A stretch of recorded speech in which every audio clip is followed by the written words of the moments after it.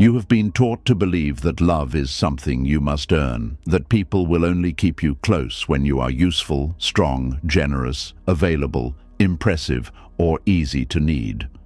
But if that were true, why do so many people who give everything still go to sleep feeling unwanted? Why do you still feel afraid that the moment you have nothing left to offer, your place in someone's heart will disappear? The truth is, you are worthy of love even when you have nothing to give. Even when your hands are empty, your energy is gone, your smile feels heavy, and your heart is too tired to prove anything. Buddhist wisdom reminds us that your value is not measured by what you produce, what you fix, what you carry, or how much pain you hide for other people. Beneath all the exhaustion, beneath all the shame, beneath the fear of being a burden, there is still a quiet life inside you that deserves tenderness. Not because it performs perfectly, but because it exists. Tonight, as you listen to these lessons, something in you will begin to unclench. The old belief that you must be useful to be loved will start to lose its power. Your breathing will slow, your mind will soften, and the part of you that has been begging to rest will finally hear the truth it has needed for so long. You are not loved because you never run empty. You are worthy of love even when you do. This is not just another teaching to fall asleep to. This is a gentle return to the truth you forgot about yourself. Are you ready? Let's begin. Something painful happens when a person spends too many years believing they must always be useful to deserve love. At first, it looks like kindness, responsibility, generosity, strength. But little by little, the soul becomes exhausted from constantly asking the same silent question: if I stop giving, will anyone still stay? That question has broken more hearts than most people realize, and tonight, we are going to uncover the hidden pain behind measuring your worth by usefulness, because many people spend their entire lives serving others without ever learning how to simply exist without guilt. There are people who feel uncomfortable resting, not because they enjoy suffering, but because deep inside they have connected rest with failure. They only feel valuable when they are solving problems, helping someone, carrying emotional weight, fixing situations, or sacrificing their own peace to make life easier for everyone else. The moment they stop being needed, anxiety begins to appear. Silence starts to feel dangerous. Stillness becomes uncomfortable. This is one of the quietest forms of suffering in the modern world, because from the outside, these people often look admirable. They are dependable, hard-working, always available, always caring. Everyone praises them for being selfless. But underneath that image is often a frightened person who secretly believes they must earn their right to be loved every single day. Buddhist wisdom teaches something very different. It teaches that attachment creates suffering, and one of the deepest attachments a person can develop is attachment to usefulness. Not attachment to money, not attachment to possessions, attachment to being needed. Because when your identity becomes tied to being useful, you stop knowing who you are without constant effort. You stop resting naturally. You stop receiving love freely. Every relationship quietly becomes a performance. Every interaction becomes an opportunity to prove your value. This is why some people feel guilty when others help them. Have you noticed that? Someone offers kindness, and instead of relaxing, they panic. They immediately try to repay the favor. They apologize for needing support. They rush to explain themselves. They become uncomfortable receiving care without earning it first. That discomfort usually did not appear overnight. It often begins very early in life. Some children grow up feeling loved only when they behave perfectly. Some only receive attention when they achieve something impressive. Others become emotional caretakers for their parents long before they are old enough to understand their own emotions. Slowly, the child learns a dangerous lesson. My value comes from what I do for others. And once that belief enters the mind, it follows the person everywhere. They become adults who overwork themselves to exhaustion because slowing down makes them feel worthless. They become partners who constantly overgive because they are terrified of abandonment. They become friends who always listen but never speak honestly about their own pain because they fear becoming too much. They become the person everyone depends on while secretly feeling emotionally starved themselves. The tragic part is that many people never recognize this pattern because society rewards it. People applaud exhaustion. They praise overworking. They admire people who sacrifice themselves endlessly for others. Very few people stop and ask, "But are you okay?" And sometimes the person themselves no longer knows the answer. There are people walking around today who cannot even relax during a single peaceful evening because their nervous system has become addicted to productivity. If they are not accomplishing something, helping someone, cleaning something, fixing something, or worrying about something, they feel anxious. The mind immediately whispers, "You are wasting time. You should be doing more." But a human being was never meant to live like a machine. Buddhism reminds us that suffering often comes from illusion, and one of the greatest illusions is believing your existence must constantly be justified. A flower does not apologize for blooming slowly. The moon does not earn its place in the sky. A child does not need to perform miracles to deserve tenderness. Yet somewhere along the way, many people begin believing that their humanity alone is not enough. So they start building an identity around usefulness because usefulness feels safer than vulnerability. Think about how often people say things like, "At least I can still help," or "I just want to be useful." On the surface, those words sound noble, but underneath them is often fear. Fear of being forgotten, fear of becoming unwanted, fear that if they stop giving, people will stop loving them. This fear becomes especially painful during difficult seasons of life. Illness, grief, burnout, depression, unemployment, aging, heartbreak, or emotional exhaustion can suddenly remove a person's ability to constantly give. And when that happens, many people experience a deep identity crisis. Not only are they suffering emotionally, but they also begin questioning whether they still deserve love at all. This is why some people isolate themselves when they are struggling. They do not want others to see them weak, tired, or emotionally broken. They feel ashamed for not being productive, ashamed for needing support, ashamed for not being useful enough. But needing help does not make you less worthy. One of the saddest things in the world is watching someone apologize for their pain as if their suffering is an inconvenience to others. You can hear it in the way people speak. "Sorry for bothering you. Sorry for being emotional. Sorry for needing help. Sorry for not being myself lately." As if being human requires permission. The Buddha taught compassion not because humans are perfect, but because humans suffer. Compassion was never designed only for the strong, cheerful, successful versions of people. Real compassion exists precisely for the moments when someone feels broken, exhausted, confused, or lost. But when you measure your worth by usefulness, compassion becomes difficult to receive. You start believing people only care about you when you are functioning well. You become afraid that your struggles will disappoint others, so instead of resting, you push harder. Instead of asking for help, you hide. Instead of slowing down, you overperform. And eventually, the body begins to carry what the heart refuses to admit. Chronic exhaustion, anxiety, emotional numbness, quiet resentment, burnout. These are often the consequences of living as though your worth depends on endless giving.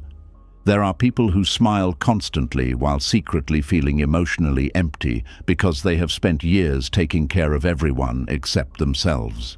They know how to comfort others, but they do not know how to comfort their own heart. They know how to give affection, but receiving affection feels foreign. They know how to stay strong for everyone else, but they have forgotten how to be soft with themselves. And the painful irony is that many of these people are deeply lovable, not because of what they do, not because of what they provide, but because of who they are. Yet they cannot feel this truth because their mind has become trapped in a transactional understanding of love. They believe love must always be exchanged for performance. I must stay impressive. I must stay needed. I must stay useful. I must not become a burden. That last fear controls countless lives. The fear of becoming a burden causes people to hide their emotions for years. It causes them to suffer silently. It causes them to pretend they are okay when they are barely holding themselves together inside. Some people would rather collapse privately than inconvenience others publicly. And while that may look like strength from the outside, it is often deep loneliness. Buddhist teachings encourage us to observe the mind carefully because the mind creates stories that are not always true. One of those stories says, "If I cannot give, I do not deserve to receive." But that is not wisdom. That is fear wearing the mask of responsibility. A truly loving relationship is not built only on usefulness. Real love survives seasons where one person is weak. Real love allows rest. Real love does not disappear the moment someone becomes emotionally tired, financially struggling, physically sick, or mentally overwhelmed. And yet, many people have never experienced that kind of love consistently, so they spend their lives trying to secure affection through service. They become addicted to being the reliable one. But carrying that identity forever becomes heavy, very heavy, because eventually life humbles everyone. Even the strongest people become exhausted sometimes. Even the caretakers need comfort. Even the cheerful person has nights where they feel empty. Even the one who holds everyone together sometimes wants someone to hold them. There is no shame in that. One Buddhist teaching says that clinging creates suffering because nothing in life stays permanent. Strength changes, energy changes, circumstances change, productivity changes. If your entire self-worth is built on what you can produce, then your identity will constantly collapse every time life becomes difficult. That is why inner worth must exist deeper than performance. Otherwise, every setback feels like proof that you are failing as a human being. And many people are trapped in exactly that cycle right now. The moment they become less productive, they feel guilty. The moment they rest, they feel lazy. The moment they need support, they feel weak. The moment they disappoint someone, they feel worthless. This is not peace. This is emotional imprisonment. And the mind can stay trapped there for decades. Some people reach old age without ever learning how to feel worthy while simply sitting still. Think about how heartbreaking that is. A person can spend an entire lifetime chasing approval through usefulness without ever discovering that their existence alone already carried value from the beginning.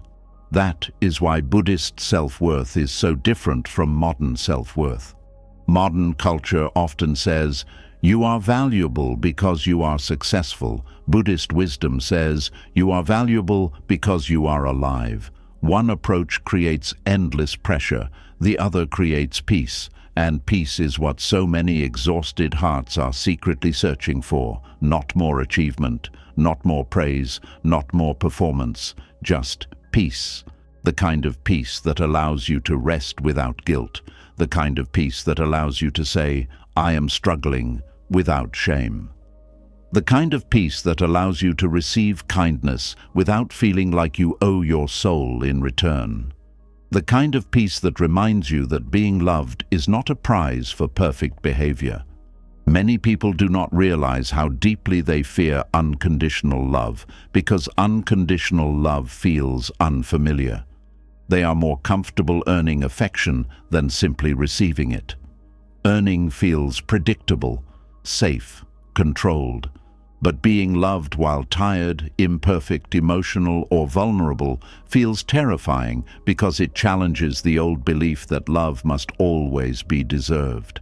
And this is where healing begins. Healing begins the moment you stop asking, What can I give to deserve love? And start asking, why did I believe my existence alone was not enough? That question changes everything, because often beneath the endless productivity and overgiving is simply a wounded human being trying to avoid rejection, a person who learned early that usefulness protected them from abandonment, a person who became emotionally valuable before they ever learned how to feel emotionally safe, a person who confused being needed with being loved. But those two things are not the same. People can need your labor without loving your soul. People can depend on your strength without caring for your heart. And sometimes the hardest spiritual lesson is realizing that exhausting yourself for others will never finally convince you that you deserve love. Because the wound was never about productivity in the first place. It was about worthiness, and worthiness cannot be earned through suffering.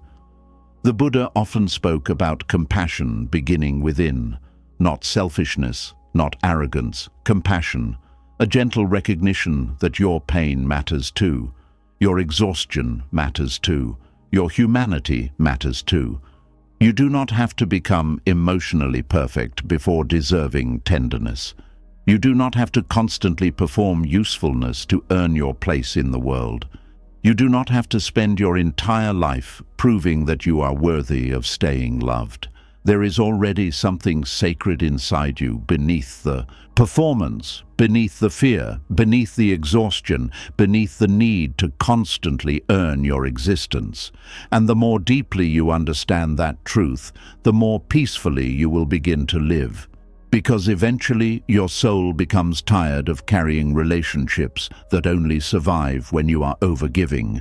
Eventually your heart longs for something softer, something quieter, something real. A love that says, you can rest here. A love that does not disappear the moment you become human. And perhaps that is the deepest lesson of all. You were never placed on this earth to become a machine for other people's comfort. You were not born merely to perform usefulness until exhaustion swallowed your spirit whole.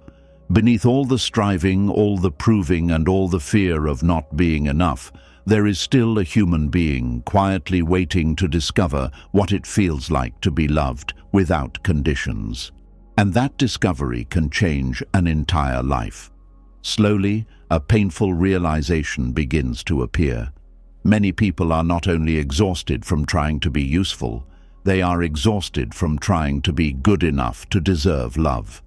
Somewhere deep inside, they began believing that affection must be earned through perfect behavior, constant patience, endless sacrifice, or never making mistakes. And that belief quietly destroys peace from the inside. Because when love feels conditional, the heart never fully relaxes.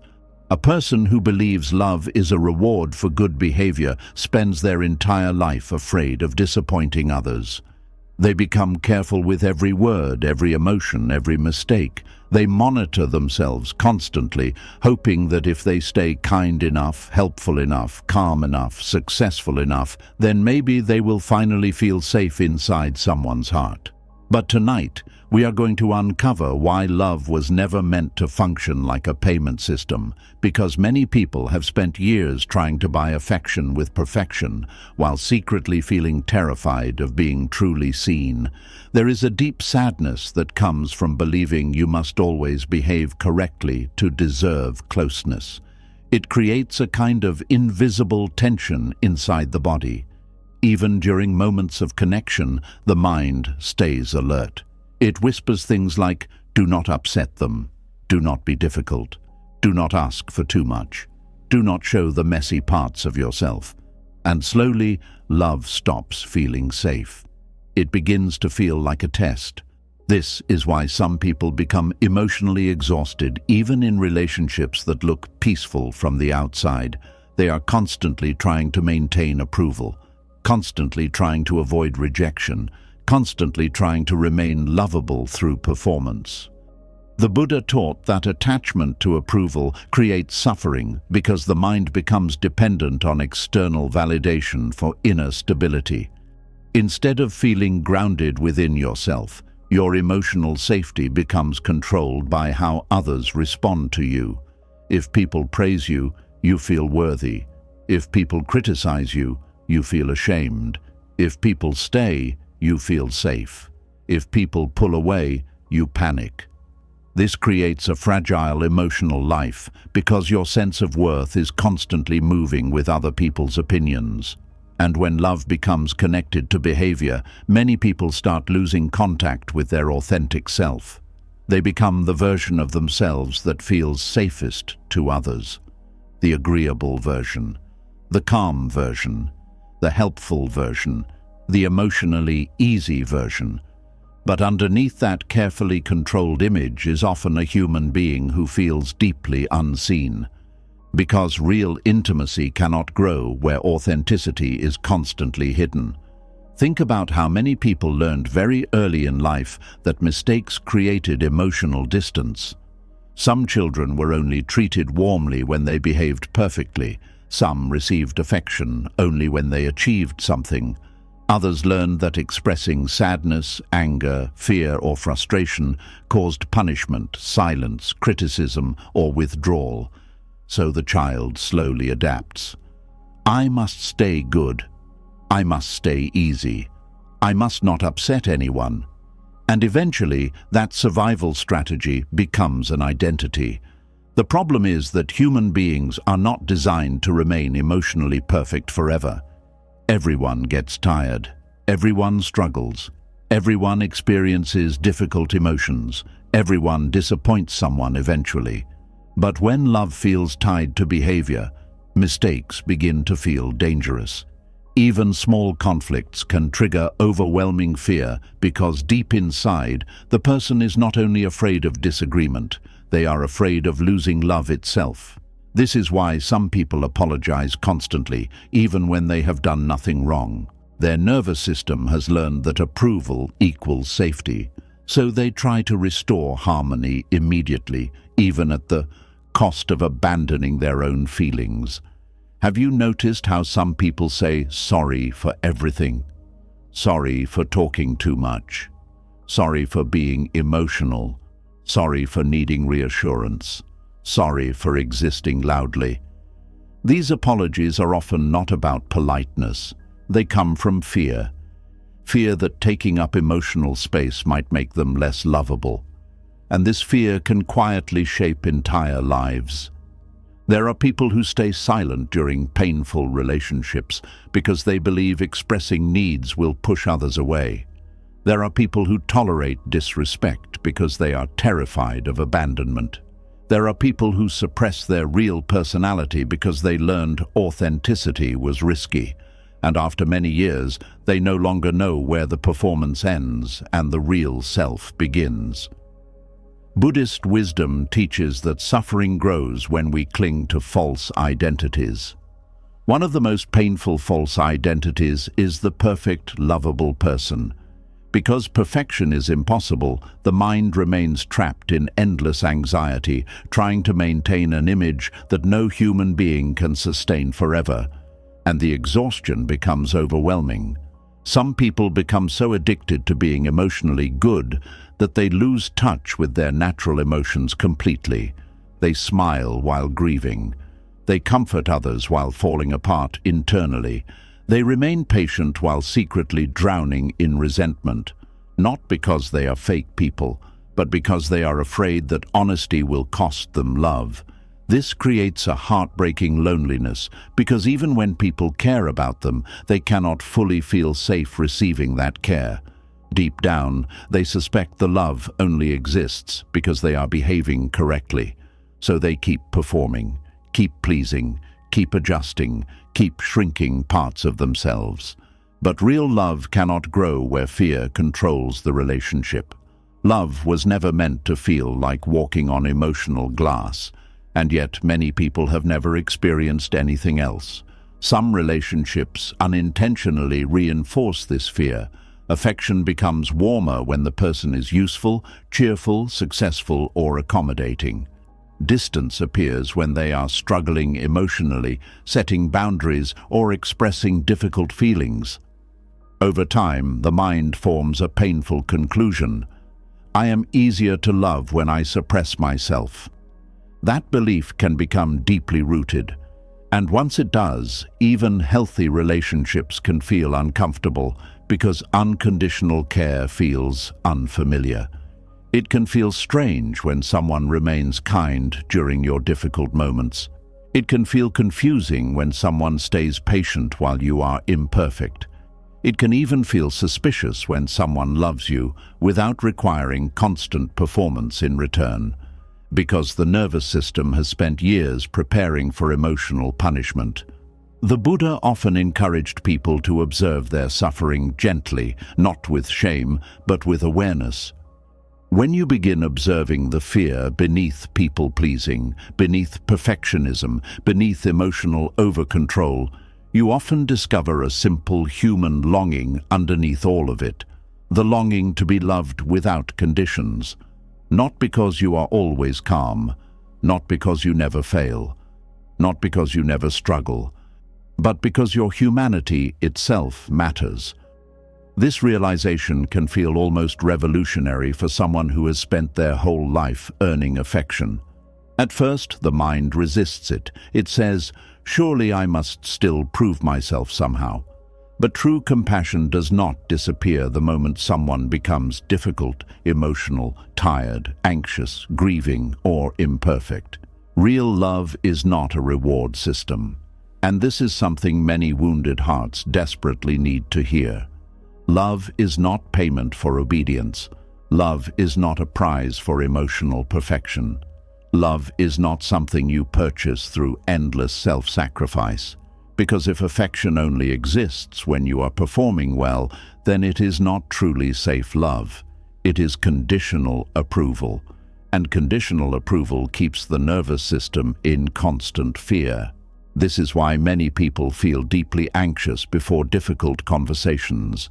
Their body is not simply afraid of conflict. It is afraid that conflict might remove connection entirely. Some people would rather abandon their own truth than risk losing closeness, so they become shapeshifters emotionally. Around one person, they become quieter. Around another, more cheerful. Around another, more agreeable. They carefully study what version of themselves feels most acceptable. But constantly adapting for survival slowly disconnects a person from inner peace, because the soul becomes exhausted from hiding. There is a Buddhist teaching that says attachment creates illusion, and one painful illusion is the belief that love must constantly be maintained through flawless behavior. But human relationships are naturally imperfect because human beings themselves are imperfect. No one remains emotionally balanced all the time. No one avoids mistakes forever. No one speaks perfectly every moment of their life. And yet many people secretly expect themselves to achieve impossible emotional purity before deserving compassion. This creates enormous self-hatred. The moment they become angry, they feel guilty. The moment they become emotional, they feel ashamed. The moment they disappoint someone, they feel worthless. Instead of treating mistakes as part of being human, they treat mistakes as proof they are unlovable. And this inner punishment becomes relentless. Some people cannot rest after conflict because their mind immediately spirals into self-condemnation. They replay conversations repeatedly. They analyze every word. They panic over whether someone is upset with them, not because they are weak, but because love has become psychologically connected to performance. This is one reason why Buddhist compassion is so powerful. Compassion interrupts the cycle of self-punishment. It reminds you that being imperfect does not remove your worth. You can make mistakes and still deserve kindness. You can struggle emotionally and still deserve patience. You can fail and still deserve care. You can be healing and still deserve love. Many people intellectually understand these ideas, but emotionally they still live inside fear. The body remembers old emotional wounds long after the mind understands them logically. That is why healing takes gentleness. A person cannot shame themselves into feeling worthy, and yet countless people try. They become extremely harsh with themselves because they believe self-criticism will finally make them lovable enough. They push themselves harder. They monitor their emotions more strictly. They try to become easier, quieter, calmer, more productive, less needy. But no amount of self-punishment creates inner peace. It only creates deeper exhaustion. And eventually many people reach a breaking point where they realize they can no longer survive by constantly performing emotional perfection. The mask becomes too heavy. The loneliness becomes too painful. The nervous system becomes too tired. And strangely enough, that breaking point can become the beginning of healing, because sometimes the soul becomes so exhausted from pretending that it finally begins craving truth more than approval. Truth sounds different. Truth says, I am struggling. Truth says, I feel hurt. Truth says, I cannot carry everything anymore. Truth says, I deserve care even when I am not at my best. That last sentence is incredibly difficult for many people to believe because deep inside they still fear becoming disappointing. But disappointment is part of every human relationship. No one lives an entire life without frustrating, hurting, misunderstanding, or disappointing another person sometimes. This does not make someone unworthy of love. It makes them human. The Buddha never taught perfection as the path to peace. He taught awareness, compassion, and liberation from attachment. And attachment to approval traps many people in emotional suffering for decades. Some people are so focused on earning love that they never pause long enough to ask a painful question. If I have to constantly perform to keep someone's affection, do I actually feel emotionally safe with them? That question can change everything, because safe love allows humanity. Safe love allows difficult seasons. Safe love allows imperfection. Safe love allows rest. It does not require you to constantly audition for your place in someone's heart. And perhaps one of the saddest truths is that many people have never experienced this kind of emotional safety before, so they continue confusing anxiety with love. They continue believing emotional exhaustion is normal inside relationships. But love was never supposed to feel like permanent fear. Real love softens the nervous system. Real love allows honesty. Real love creates space for vulnerability instead of punishing it. And most importantly, real love does not disappear every time you fail to behave perfectly. This does not mean relationships never require accountability. Of course they do. Buddhism does not encourage harming others carelessly. Compassion includes responsibility. But responsibility is different from believing your worth disappears the moment you make mistakes. One mindset says, I made a mistake. The other says, I am a mistake. And many wounded people unconsciously live inside the second belief. That belief creates enormous suffering because it turns every human flaw into evidence of personal unworthiness. But your worth is deeper than your worst moment, deeper than your emotional struggles, deeper than your imperfections, deeper than your fear. And healing begins when you slowly stop treating love like something that must constantly be earned through emotional obedience. Because you were never meant to spend your entire life trying to become good enough for tenderness. You were never meant to live terrified that one wrong emotion would make you undeserving of care. You were never meant to confuse silence with safety or self-erasure with love. The heart cannot thrive where it must constantly hide itself to survive. Eventually, something inside begins longing for freedom. Freedom to speak honestly. Freedom to rest emotionally. Freedom to exist imperfectly without panic. Freedom to be human without fearing abandonment every time you struggle. And that freedom becomes possible the moment you begin understanding a deeper truth. Love was never supposed to be payment for perfect behavior. Real love sees your humanity and stays gentle anyway, not because you earned it flawlessly, but because your existence itself carries worth far beyond performance. Once the heart begins to understand that love is not a reward for perfect behavior, another quiet truth starts rising to the surface. Many people are not actually afraid of being unloved because they have nothing inside them. They are afraid because for most of their lives they were only treated warmly when somebody needed something from them. That kind of pain is confusing. It can make a person mistake demand for affection, responsibility for closeness, and dependence for love. So tonight, we have to look gently at one of the deepest wounds many people carry, the Buddhist difference between being needed and being loved. There is a kind of loneliness that hides inside usefulness. It does not always look like loneliness from the outside. In fact, it can look like being surrounded by people. Your phone may ring, people may call your name, someone may ask for your advice, your money, your strength, your time, your patience, your emotional support, your ability to fix what they do not want to face. From the outside, it may look like you matter to everyone, but deep inside, a painful question may still remain. Do they love me, or do they only need what I do for them?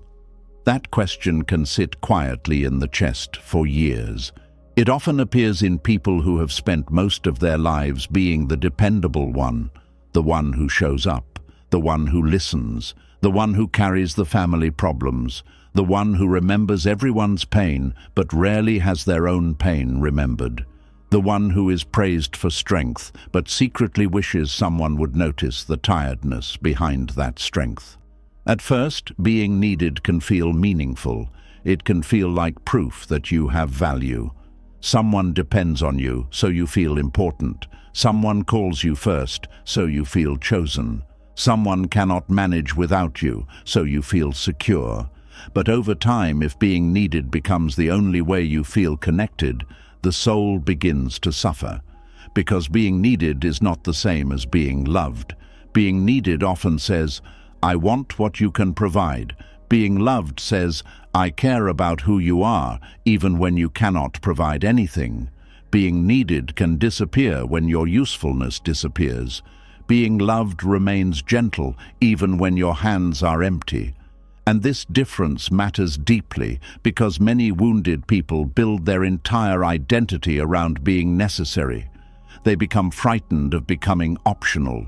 They fear the day nobody needs them anymore because deep inside they believe that if they are not needed, they will not be wanted. Buddhist wisdom invites us to see this clearly. It teaches that suffering often comes from attachment, and one powerful attachment is the attachment to being necessary in other people's lives. The mind clings to the role of helper, rescuer, provider, fixer, comforter, or strong one because that role seems to protect us from abandonment. But any identity built on fear will eventually become a prison. When you are attached to being needed, you may struggle to let people grow without you. You may feel anxious when others become independent. You may feel forgotten when nobody asks for help. You may even feel empty when life becomes peaceful, because peace removes the emergency that once gave you a sense of purpose. This is why some people unconsciously keep themselves busy with other people's problems. Not because they love chaos, but because chaos gives them a role. And having a role feels safer than sitting alone with the question, who am I when nobody needs me? That question can feel frightening, because if you were loved mainly for being useful, silence can feel like rejection, rest can feel like invisibility, other people's independence can feel like abandonment. You may begin to believe that your importance depends on staying necessary, but Buddhist self-worth teaches that your value is not created by someone else's dependence on you. Your worth does not rise because someone needs you, and it does not fall because someone can manage without you. You are not less worthy when people stop asking. You are not less lovable when people no longer require your strength. You are not disappearing simply because you are not being used. This is a very hard truth for the heart to accept when it has spent years surviving through usefulness. Some people only feel calm when they are giving. They do not know what to do with love that does not ask for a service. They feel uncomfortable when someone says, "Just come. You do not have to bring anything. You do not have to help. I just want you there." A sentence like that can touch a wound so deep that it almost hurts, because the soul suddenly realizes how rarely it has been wanted without a function. There are people who have been invited into rooms only because they are helpful. They are remembered when there is a problem, but forgotten when there is joy. They are called when someone needs comfort, but not when someone wants companionship. They are praised when they sacrifice, but ignored when they are tired. That kind of life can quietly teach the heart to expect extraction instead of affection. So when real love appears, the person may not trust it. They may think, "What do you really want from me?" They may think, "Why are you being kind if I have done nothing?" They may think, "How long before you ask for something?" This suspicion does not mean they are ungrateful. It means they have been trained by experience to connect closeness with demand. Their nervous system has learned that affection often comes with a hidden invoice. But true love does not arrive with a bill. True love does not make you feel like you are constantly being measured for usefulness. It does not only appear when you are productive, generous, attractive, cheerful, successful, or convenient. It does not make you feel like your place is temporary unless you keep performing. True love has a different feeling. It gives the body room to breathe. It does not rush to take from you. It does not panic when you rest. It does not punish you for having limits. It does not reduce you to what you can do. Buddhist compassion sees the person beneath the role. This is important because roles can become masks. The good child, the reliable friend, the strong parent, the perfect partner, the wise advisor, the generous helper. These roles may bring praise, but praise is not the same as intimacy. People can admire your role while never truly meeting your heart. And many people are starving, not because nobody praises them, but because nobody sees them beyond what they provide. They are tired of being called strong when they actually want to be held softly. They are tired of being called kind when they secretly need kindness too. They are tired of being called dependable when they feel like collapsing. They are tired of being needed by everyone and known by almost no one. This is the hidden wound we must name. Being needed can make you feel important, but being loved makes you feel safe. Importance can still be lonely. Safety feels like home. When someone needs you, they may become attached to your function. When someone loves you, they become tender toward your being. They notice your silence. They care about your rest. They ask how you are, not just what you can do. They do not only come close when they are empty. They also come close when they want to share joy, peace, laughter, and simple presence. In Buddhist teaching, love is connected to compassion, loving kindness, and freedom from clinging. Real love does not clutch another person as an object of use. It does not say, "You must stay exactly this way so I can feel comfortable." It does not turn another human being into an emotional tool. Real love has spaciousness. It allows people to breathe. It allows people to change. It allows people to have needs of their own. It allows people to say no without becoming worthless. This is where being needed and being loved separate clearly. Need often becomes possessive. It says, "Do not change because I depend on this version of you." Love says, "I want your well-being, even when your growth changes the role you play in my life." That is a rare kind of love. Many people have never been loved that way, so they keep choosing relationships where they are useful instead of cherished. They choose people who depend on them because dependence feels familiar. They feel anxious around people who do not demand anything because they do not know how to be present without performing. This is why healing may feel strange at first. When you begin stepping out of the role of being constantly needed, you may feel guilty. You may feel selfish. You may feel like you are abandoning people. But sometimes what you are abandoning is not love. Sometimes you are abandoning the belief that you must be endlessly available to deserve connection. There is a difference. Compassion does not mean allowing yourself to be drained until nothing is left. Buddhism teaches the middle way, not self-destruction. It invites kindness toward others, but also awareness toward yourself. If your giving is fueled by fear, resentment, or the terror of being unloved, then your giving is no longer free. It has become a survival strategy, and survival strategies are heavy. A person can spend years saying yes, while their heart quietly says, "Please notice that I am tired." They can keep helping while secretly hoping someone will finally tell them, "You do not have to earn your place here." They can become so used to being useful that they do not recognize their own emotional hunger anymore. This is why the question matters. Are you loved, or are you only needed? Not to make you bitter, not to make you suspicious of everyone, but to help you see clearly where your soul is being nourished and where it is only being consumed. Buddhist awareness is not harsh. It does not ask you to hate people who need you. Need is part of human life. We all need one another. A baby needs care. A sick person needs support. A grieving friend needs presence. A tired partner may need help. There is nothing wrong with need itself. The problem begins when need replaces love. The problem begins when people only value you when they are taking from you. The problem begins when your exhaustion is ignored because your usefulness is convenient. The problem begins when you are made to feel guilty for having limits. The problem begins when your humanity is treated as less important than your function. This is why some relationships feel draining even when there is no obvious cruelty. Nobody may shout, nobody may insult you, nobody may openly reject you, but you still leave feeling empty because the relationship is built around what you give, not who you are. Your body often knows before your mind does. You may notice heaviness after certain conversations. You may feel tense when a person's name appears on your phone. You may feel like you must prepare yourself before seeing them. You may feel relief when plans are cancelled.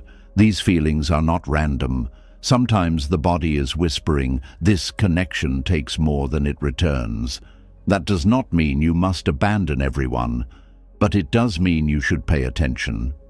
Buddhist practice begins with noticing. Noticing where you overgive. Noticing where you fear saying no. Noticing where you confuse guilt with compassion. Noticing where you feel loved only when you are useful. Noticing where you are afraid to rest because people may no longer need you. This noticing is not meant to shame you. It is meant to wake you up gently. Because once you see the pattern, you can begin to loosen it. You can begin asking yourself, would this person still care about me if I could not help them right now? You can ask, do I feel safe being honest here? You can ask, can I be tired in this relationship? You can ask, does this connection allow me to exist beyond my usefulness? These questions can be uncomfortable, but they are powerful. They reveal where love is real and where attachment is disguised as affection. In Buddhism, attachment often says, "I want you because you satisfy something in me."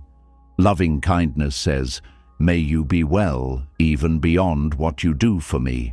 That difference is everything. Attachment grabs, love blesses. Attachment consumes, love protects. Attachment fears your freedom. Love honors your wholeness. When someone is attached to needing you, they may become upset when you set boundaries. Not because you are doing something wrong, but because your boundary interrupts their access to you. They may call you selfish. They may act wounded. They may remind you of everything they have done.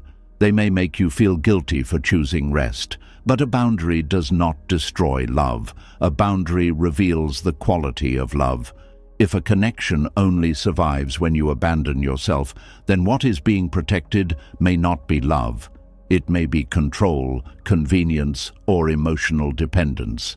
That truth can hurt, but it can also free you. Because the moment you stop confusing being needed with being loved, you begin to reclaim your inner life. You stop measuring your value by how much others rely on you. You stop chasing exhaustion as proof of importance. You stop feeling invisible when nobody is asking for something. You begin discovering a quieter worth, a worth that exists when the phone is silent, a worth that remains when you are resting, a worth that does not need an emergency to feel real. This is especially important for people who were taught to be caregivers too early. Some children became the emotional support system of their homes. They learned to read moods, prevent conflict, comfort adults, stay quiet, stay helpful, stay easy. They became useful before they were allowed to be carefree. And later in life, they may confuse love with emotional responsibility. They may feel most comfortable in relationships where they are managing someone else's feelings. They may feel anxious when others are upset, even if they did nothing wrong. They may feel responsible for keeping everyone stable. But love does not require you to become the manager of another person's entire emotional world. You can care without carrying everything. You can support without disappearing. You can be compassionate without becoming responsible for every wound around you. This is a deeply Buddhist lesson, because compassion without wisdom becomes exhaustion. Wisdom helps compassion remain healthy. It teaches you that every being has their own path, their own karma, their own lessons, their own inner work. You may help, but you cannot live another person's life for them. You may love, but you cannot become the ground beneath every step they take. Trying to do so will only break you. And when you are broken from overgiving, you may begin resenting the very people you love. That resentment often frightens kind people. They think resentment means they are bad, but often resentment is simply the heart saying, "I have been ignoring my limits for too long." Resentment is not always cruelty. Sometimes it is a signal that giving has stopped being free, a signal that love has become duty without nourishment, a signal that being needed has swallowed being known. When you listen to that signal with gentleness, you can begin making changes before bitterness hardens inside you. You may begin by pausing before saying yes. You may begin by letting people solve problems they are capable of solving. You may begin by sharing your real feelings instead of always being the comforting one. You may begin by allowing silence without rushing to fill it with usefulness. These small changes may feel uncomfortable because they challenge an old identity. But slowly, you begin to discover that you can still be worthy when you are not performing. You can still belong when you are not rescuing. You can still be loved when you are not being useful. And the people who truly love you will not require your self-abandonment as proof of devotion. They may need time to adjust. They may not always understand at first. But real love has room for your humanity. Real love can survive your limits. Real love does not demand that you remain exhausted so others can remain comfortable. This is why Buddhist self-worth is not cold or selfish. It does not say, "Stop caring about others." It says, "Care without losing yourself." It says, "Give from fullness, not fear." It says, "Let compassion include the one who is doing the giving." That last part is where many people struggle. They can send compassion outward easily, but when compassion turns inward, they resist it. They feel undeserving. They think their needs are less important. They think rest must be justified. They think love must be earned. But if all beings deserve compassion, then you are not excluded from that truth. You are also a being. You also suffer. You also need gentleness. You also deserve care that is not based only on what you can provide. This understanding can begin healing the ache of being needed, but not truly loved. Because the first place where you must stop using yourself is inside your own mind. You must stop treating yourself like a tool. Stop measuring your day only by what you accomplished. Stop asking whether you earned rest. Stop seeing your tiredness as failure. You are not an object of service. You are a living person, and living persons need more than usefulness. They need tenderness, presence, honesty, quiet, joy, and room to simply be. When you start honoring this, your relationships may begin to change. Some connections may deepen because you finally allow yourself to be known. Others may weaken because they were built mainly on access to your energy. That can hurt, but it can also reveal the truth. Not every person who needs you loves you deeply, and not every person who loves you needs you constantly. Sometimes the people who love you most are the ones who want you free, rested, whole, and honest. They do not want you drained. They do not want you disappearing into service. They do not want your smile if it costs your soul. They want your real presence. And real presence cannot exist where you are only performing a role.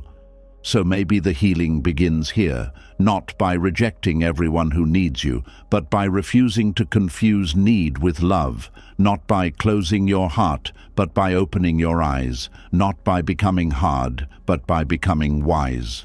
Because wisdom teaches you to recognize the difference between people who come to your well only to draw water and people who also care whether the well is running dry.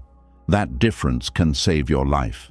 The heart deserves relationships where it is not only useful, but cherished. Where it is not only called during crisis, but remembered in peace. Where it is not only praised for strength, but allowed to be tender. Where it is not only needed for survival, but loved for simply being. And as this truth settles deeper inside you, something begins to soften. You no longer have to chase importance through exhaustion. You no longer have to keep proving that your presence has value.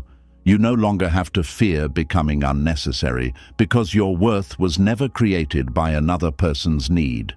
You can be needed and still not loved. You can be loved and not constantly needed. And the most healing love of all is the one that looks at you when you have nothing to give and still says, "Stay, your presence is enough." And once you begin to see the difference between being needed and being loved, something even deeper becomes clear.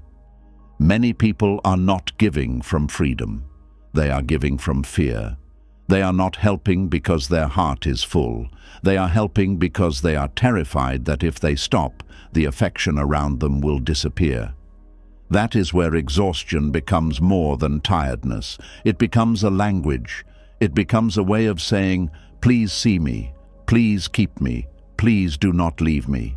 And tonight, we need to speak gently about how to stop earning affection through exhaustion, because a life built on constant self-draining may look loving from the outside, but inside it slowly teaches the heart that rest is dangerous. There is a kind of tiredness sleep does not fix. It sits deeper than the body.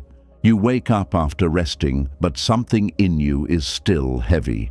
Your eyes open, but your spirit feels like it has not been held in years. This is not ordinary fatigue. This is the exhaustion of constantly trying to remain lovable. And many people live there without naming it. They think they are just busy. They think they are just responsible. They think they are simply doing what good people do. But beneath the errands, the favors, the emotional labor, the late-night listening, the unpaid sacrifices, the silent forgiveness, and the forced smiles, there is often a hidden fear whispering, "If I do less, I will be loved less." That fear can run an entire life. It can decide how much you give. It can decide how often you say yes. It can decide how quickly you answer messages. It can decide how much pain you hide. It can decide how many times you ignore your own needs so nobody feels disappointed in you. And slowly, affection becomes something you try to purchase with your own energy. This is one of the most painful emotional trades a person can make. You give your peace to receive approval. You give your rest to receive praise. You give your boundaries to receive closeness. You give your health to receive the feeling that you still matter. But the more you trade yourself away, the less love is able to reach the real you, because the person being praised is not your full self. It is the exhausted version of you who learned to perform usefulness so well that people forgot to ask whether you were okay. Buddhist wisdom asks us to look at suffering honestly, not to shame ourselves, but to wake up. And one form of suffering that often hides under kindness is the suffering of compulsive giving. Giving itself is beautiful when it comes from compassion. But when giving comes from fear, it becomes a quiet form of self-abandonment. There is a difference between generosity and self-erasure. Generosity says, I have something to offer, and I give it freely. Self-erasure says, I must keep giving, even when I am empty, because I am afraid of what will happen if I stop. One brings warmth, the other brings resentment. One opens the heart, the other drains the soul. And many people confuse the two because they were praised for abandoning themselves early in life. Maybe you were called mature when you stopped needing comfort. Maybe you were called strong when you stopped asking for help. Maybe you were called kind when you swallowed your hurt to keep peace. Maybe you were called responsible when you carried what no child, partner, friend, or parent should have had to carry alone. So now, exhaustion feels familiar. It may even feel noble. But not every heavy thing is holy. Sometimes what you call devotion is actually fear wearing a gentle face.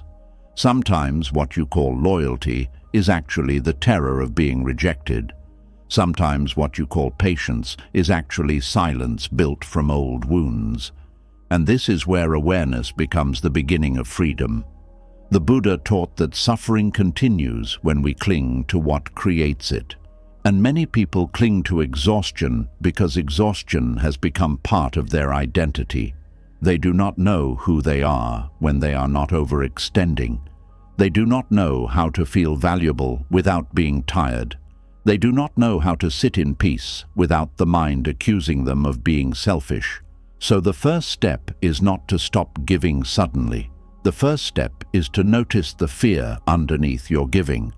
Ask yourself gently, am I doing this from love, or am I doing this because I am afraid? That question is not small. It can reveal years of hidden pain, because sometimes you will discover that you did not say yes because you wanted to. You said yes because you feared tension, you feared guilt, you feared silence, you feared being misunderstood. You feared someone's disappointment would mean you were no longer good. And when a person is controlled by that fear, they can become deeply tired while still appearing kind. This is why some people cannot relax even after doing everything right. They helped everyone. They answered everyone. They gave what was asked. They avoided conflict. They stayed pleasant. They stayed available. But at the end of the day, they do not feel loved. They feel used, invisible, and emotionally hungry, because affection earned through exhaustion never fully satisfies the heart. It only creates temporary relief. For a moment, people praise you.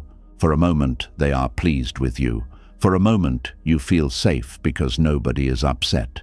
But soon the anxiety returns, and you feel you must give again, prove again, stretch again, smile again, sacrifice again. This becomes a cycle. You feel unworthy, so you overgive. You overgive, so people expect more. People expect more, so you feel trapped. You feel trapped, so resentment grows. Resentment grows, so guilt appears. Guilt appears, so you give even more to prove you are still good. And the cycle continues until something inside you breaks. But Buddhist practice invites you to interrupt the cycle with awareness, not with anger, not with blame, awareness. A quiet noticing that says, this pattern is causing suffering. And once suffering is seen clearly, the path toward release begins. You cannot heal what you keep calling normal. That is why you must stop romanticizing exhaustion. Being constantly tired is not proof that you are loving deeply. Being always available is not proof that you are spiritually advanced. Ignoring your needs is not proof that you are compassionate. A candle that burns itself completely gives light for a while, yes, But when it is gone, darkness remains, and the purpose of your life is not to disappear just so others can feel briefly comfortable. In Buddhism, compassion includes wisdom. Without wisdom, compassion can become blind sacrifice. It can become giving without discernment. It can become saying yes when the kindest answer is no. It can become rescuing people from lessons they need to learn themselves.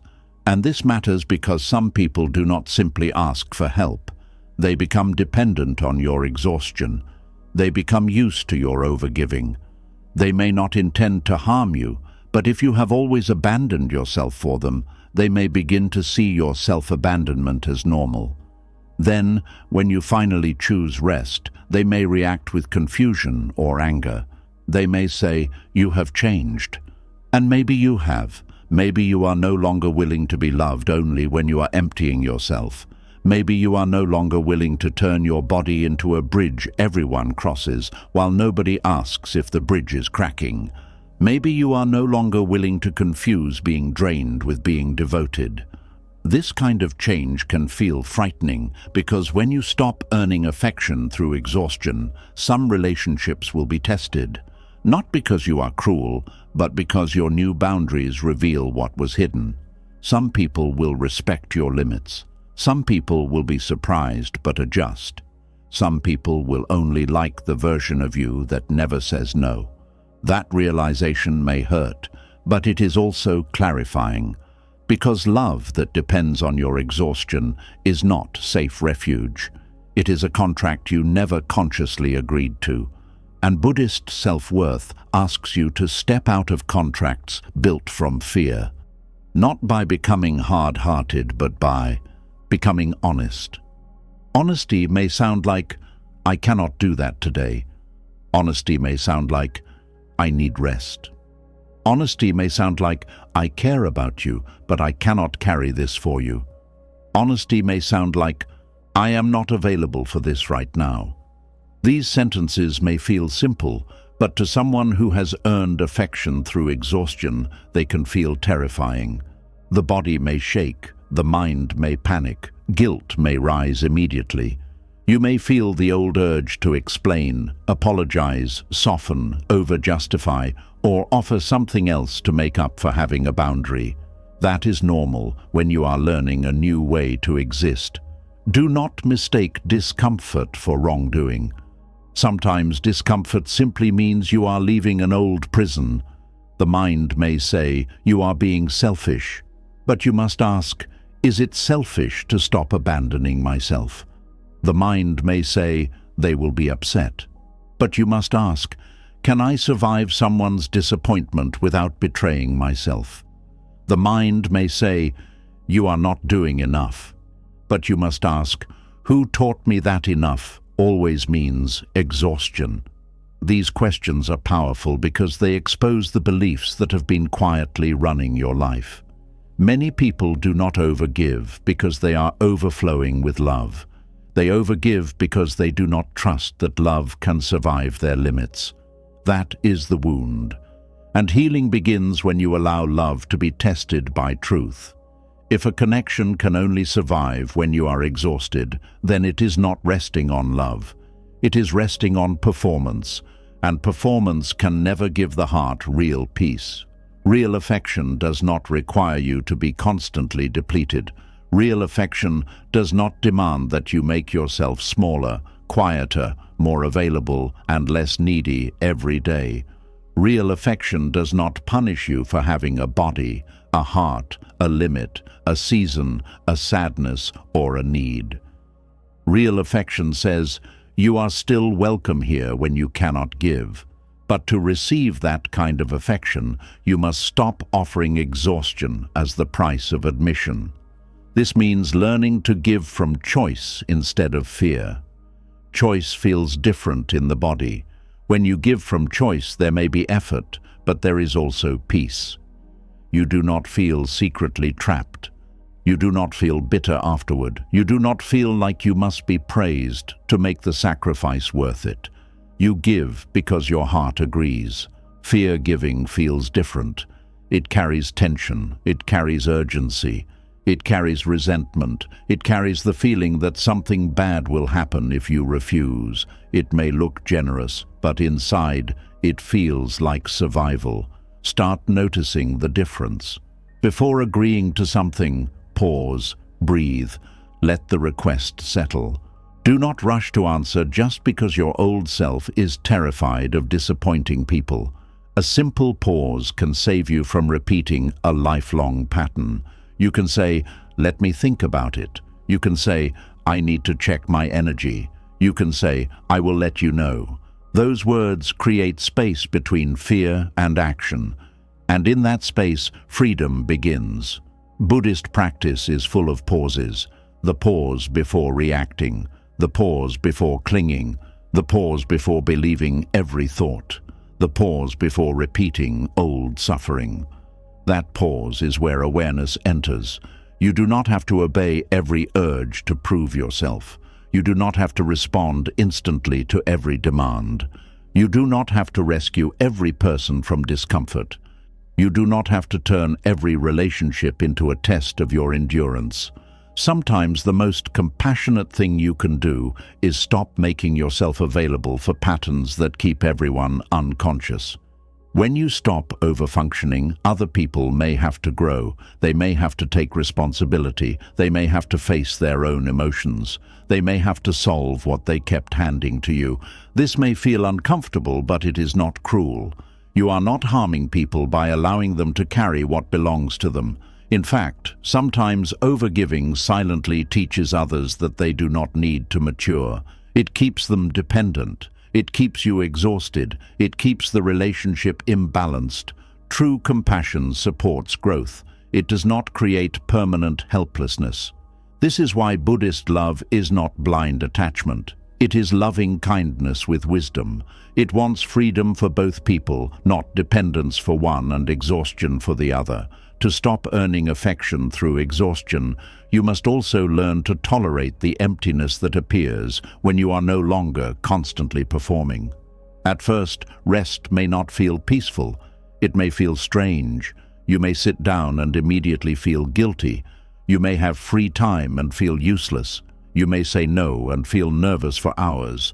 This does not mean rest is wrong. It means your nervous system is detoxing from constant proving. For years, perhaps your body associated busyness with safety. If you were busy, nobody could accuse you of being lazy. If you were helping, nobody could call you selfish. If you were exhausted, nobody could deny your effort. So when you rest, the old fear rises. Let it rise. Do not obey it immediately. Sit with it the way the Buddha taught people to sit with discomfort, with observation, patience, and compassion. Notice the guilt without becoming the guilt. Notice the fear without letting it drive. Notice the urge to prove yourself without turning it into action. You might whisper inwardly, "This is the old fear. It is not the truth." That simple sentence can become a doorway. Because much of healing is learning to separate old conditioning from present reality. The old fear says, "If I rest, I will be rejected." Reality may say, "I am allowed to be tired." The old fear says, "If I say no, I am bad." Reality may say, "A limit is not cruelty." The old fear says, "If I stop giving, I will have no value." Reality may say, "My worth is not measured by my exhaustion." Repeat that truth until your body begins to believe it. Your worth is not measured by your exhaustion. Your worth is not measured by how much pain you can carry silently. Your worth is not measured by how many people depend on you. Your worth is not measured by how long you can ignore yourself. For some people, this truth will feel emotional because they have waited years for permission to rest. They have been strong for so long that softness feels almost forbidden. They have spent their life being useful, good, needed, reliable, and emotionally available, but rarely held. If that is you, understand this gently. You are not lazy because you are tired. You are not unloving because you need space. You are not failing because you cannot keep giving at the same level forever. You are human. And being human means your energy is not endless. Even the earth has seasons. The field that grows food must also lie quiet.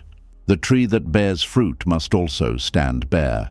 The ocean moves in tides. The moon changes shape. Nothing in nature gives constantly without rhythm. Only wounded people believe they must be endlessly available to deserve love. But you are allowed to have seasons. A season of giving, a season of resting, a season of healing, a season of being supported, a season of not knowing what comes next.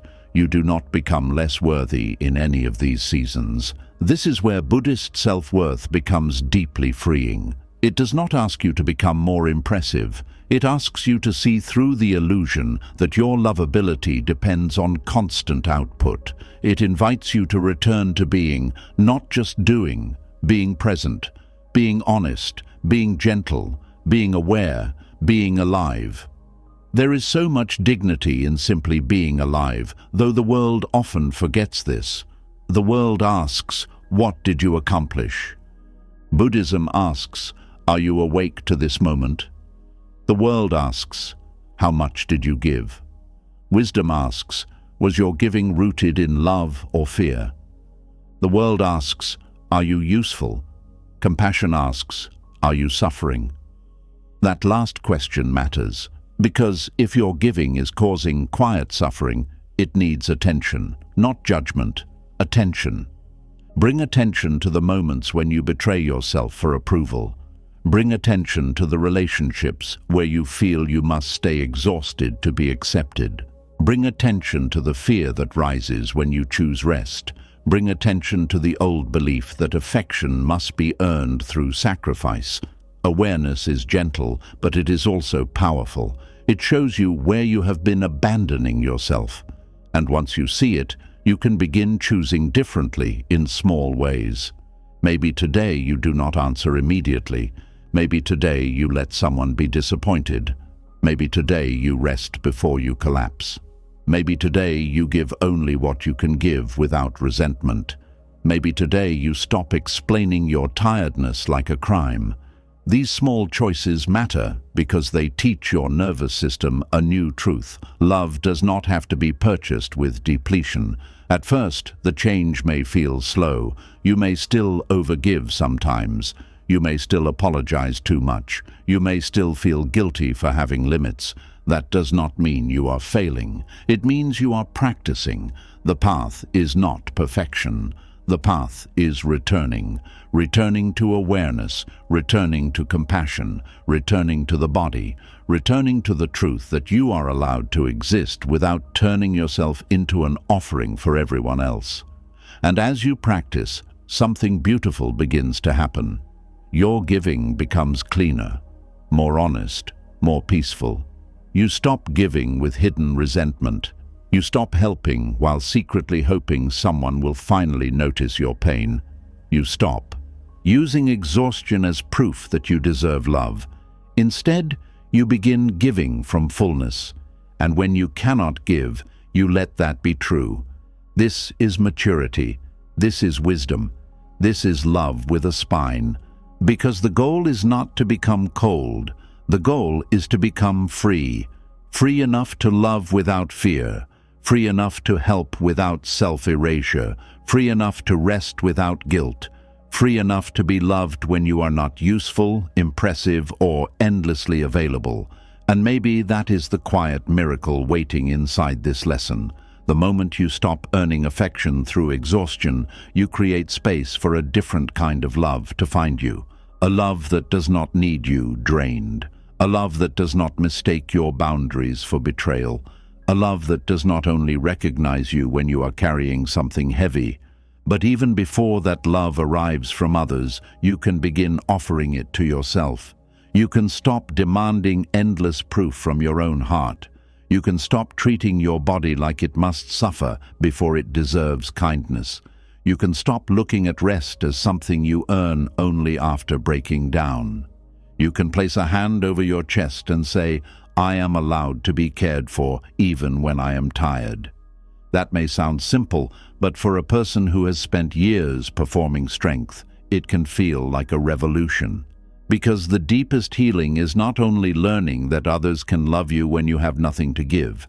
It is learning that you can stop abandoning yourself when you have nothing to give. You can stay with yourself. You can be gentle with yourself. You can stop turning your exhaustion into a love offering.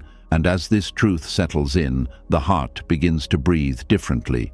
It no longer has to run endlessly after affection. It no longer has to prove its right to be held. It no longer has to confuse collapse with devotion. You are allowed to love people without losing yourself. You are allowed to give without disappearing. You are allowed to rest before life forces you to. You are allowed to be loved in your quiet, tired, empty seasons, because affection that requires your exhaustion is not the love your soul came here to find. Real love does not ask you to break yourself to be worthy of staying. And after spending so many years trying not to disappoint others, trying not to ask for too much, trying not to take up space, another painful fear often grows quietly inside the heart. It is the fear that your needs themselves are too heavy for other people to carry. The fear that your sadness is inconvenient. The fear that your struggles make you difficult to love. This fear does not usually scream. It whispers. It hides behind silence, behind forced independence, behind "I'm fine," behind smiling while suffering.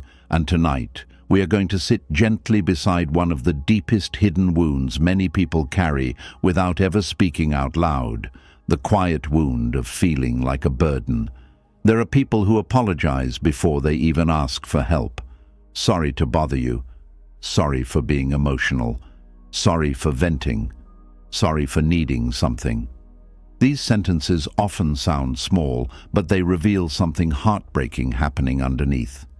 Somewhere along the way, the person learned that their pain was too much. Their needs were too inconvenient. Their emotions were too uncomfortable for others to hold gently, so they began shrinking themselves. Not loudly, quietly, very quietly. They learned to cry in private. They learned to handle things alone. They learned to suffer silently so nobody would have to carry them. They became experts at appearing okay even when something inside them was collapsing. And the dangerous part is that many people praise this behavior. People call them independent, strong, low maintenance, easy to love. But often what they are really seeing is someone who became afraid of burdening others with their humanity. This fear can shape an entire personality. A person who feels like a burden may stop reaching out when they are hurting. They may isolate themselves during difficult seasons. They may hide their emotions until the pain becomes unbearable. They may convince themselves that everyone has more important things to worry about than them. Even while drowning emotionally, they may still say, "I don't want to bother anyone." That sentence carries enormous loneliness inside it. Buddhist wisdom teaches that suffering becomes heavier when it is carried alone in silence. Not because asking for support removes all pain, but because isolation convinces the mind that it must survive without tenderness. And human beings were never meant to heal entirely alone, yet many people live as though needing comfort is weakness. This belief often begins early. Some children grow up around adults who react impatiently to emotions. A child cries, and instead of being comforted, they are told to stop being dramatic. A child expresses fear, and they are mocked for sensitivity. A child asks for reassurance, and the adults around them become irritated, overwhelmed, distant, or emotionally unavailable. Slowly, the child learns something painful. My emotions create stress for others. My needs are inconvenient. It is safer to stay quiet. And once that lesson enters the nervous system, it can remain there for decades. The person grows older, but the fear stays. Even as adults, they may still panic at the thought of depending on someone. They may avoid asking for help until they are completely overwhelmed. They may feel guilty when someone supports them financially, emotionally, or practically. They may constantly try to make up for receiving care by overgiving in return. Because receiving without guilt feels unfamiliar. This is one reason some people become uncomfortable when others are kind to them. Their mind immediately starts calculating repayment. What do I owe them now? How can I return this favor quickly? How long before they get tired of me? They cannot simply receive, because deep inside they fear becoming too much. The Buddha spoke often about compassion, but compassion is difficult to accept when you secretly believe your suffering is an inconvenience. You may intellectually understand that all beings deserve kindness, but emotionally, you still exclude yourself from that truth. You believe compassion is for everyone except you, so you become the listener instead of the speaker, the caretaker instead of the cared for, the strong one instead of the comforted one, the person who checks on everyone else while secretly hoping somebody notices that you are tired too. This creates a very quiet kind of heartbreak, because people who fear being burdens often become emotionally invisible, not because nobody cares, but because they hide their needs so well that others cannot see the depth of their suffering. And after years of this, the loneliness becomes profound. There are people surrounded by friends, family, relationships, and conversations who still feel deeply alone because nobody truly knows how much pain they carry internally. They have spent so long minimizing themselves that even their closest relationships only know the edited version of them, the manageable version, the easy version, the version that does not ask for much. But inside, the heart is exhausted from carrying everything silently.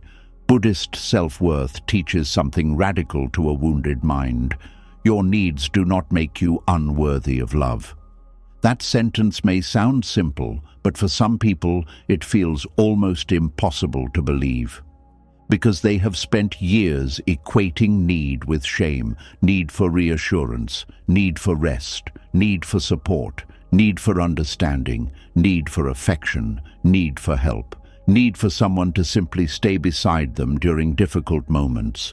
The modern world often glorifies independence so aggressively that people begin feeling ashamed for being human. Everyone wants to appear self-sufficient, strong, unaffected, emotionally stable all the time. But Buddhism reminds us that vulnerability is not failure. Human beings are interconnected. We all need care at different points in life. Even the strongest person eventually becomes tired. Even the wisest person experiences grief. Even the calmest person sometimes needs support. There is no shame in this. But a person who feels like a burden struggles to believe that their pain deserves space. They may listen compassionately to others for hours, but the moment they speak about themselves, they begin apologizing. They rush through their feelings quickly. They minimize their experiences. They laugh nervously after expressing sadness. They change the subject. They say, "It's not a big deal," even when it is a very big deal. This self-minimization becomes automatic because the nervous system learned long ago that emotional visibility felt dangerous. Some people learned that when they struggled, they were ignored. Some learned that when they struggled, they were criticized. Some learned that when they struggled, others became overwhelmed. Some learned that love disappeared during difficult moments, so now they try to protect relationships by hiding themselves. But hiding pain does not create closeness. It creates distance disguised as peace. Real intimacy requires truth, and truth includes the difficult parts of being alive. It includes sadness, fear, confusion, need, loneliness, exhaustion, the desire to be held emotionally without feeling guilty for it. But when someone feels like a burden, even receiving comfort can feel uncomfortable. They may tense up when someone helps them. They may immediately try to end the conversation. They may downplay their suffering so the other person does not worry too much. Notice how many people say things like, "I'm sorry, I know everyone has their own problems." That sentence reveals how deeply they fear occupying emotional space. It is as though they believe pain must compete for permission to exist. And often, these people become extremely emotionally independent, not because independence always feels good, but because dependence feels terrifying. They trust themselves more than they trust being held gently by others, so they carry impossible amounts of pain alone, not because they want to, because they are afraid of rejection, afraid of judgment, afraid of overwhelming people, afraid of hearing silence after finally speaking honestly. This fear can become especially intense after experiencing abandonment or emotional neglect. If someone opened up in the past and was ignored, mocked, dismissed, or left behind, the mind may decide, never again. The person may still crave closeness deeply, but they stop believing it is safe to need anyone.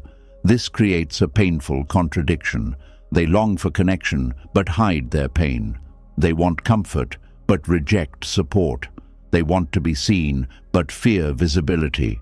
They want love, but feel ashamed of the very needs that make love possible. And slowly, they begin carrying life as though their suffering should remain invisible forever. But suffering hidden in darkness does not disappear. It grows heavier.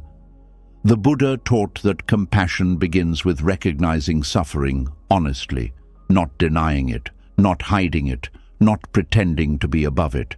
Recognizing it gently and truthfully. You cannot heal while constantly pretending you are okay. And yet many people feel guilty even reading that sentence because they have built their identity around not needing much from others. Perhaps you know this feeling. Perhaps you have sat alone during painful nights, convincing yourself not to text anyone because you did not want to be annoying. Perhaps you have cried quietly so nobody would hear. Perhaps you have gone through difficult moments while still comforting everybody else. Perhaps you have carried depression, grief, anxiety, heartbreak, or exhaustion silently because you believed speaking honestly would make you too heavy to love. If so, understand this gently. Your pain is not proof that you are a burden. Pain is part of being alive. Every human being suffers. Every human being eventually needs tenderness.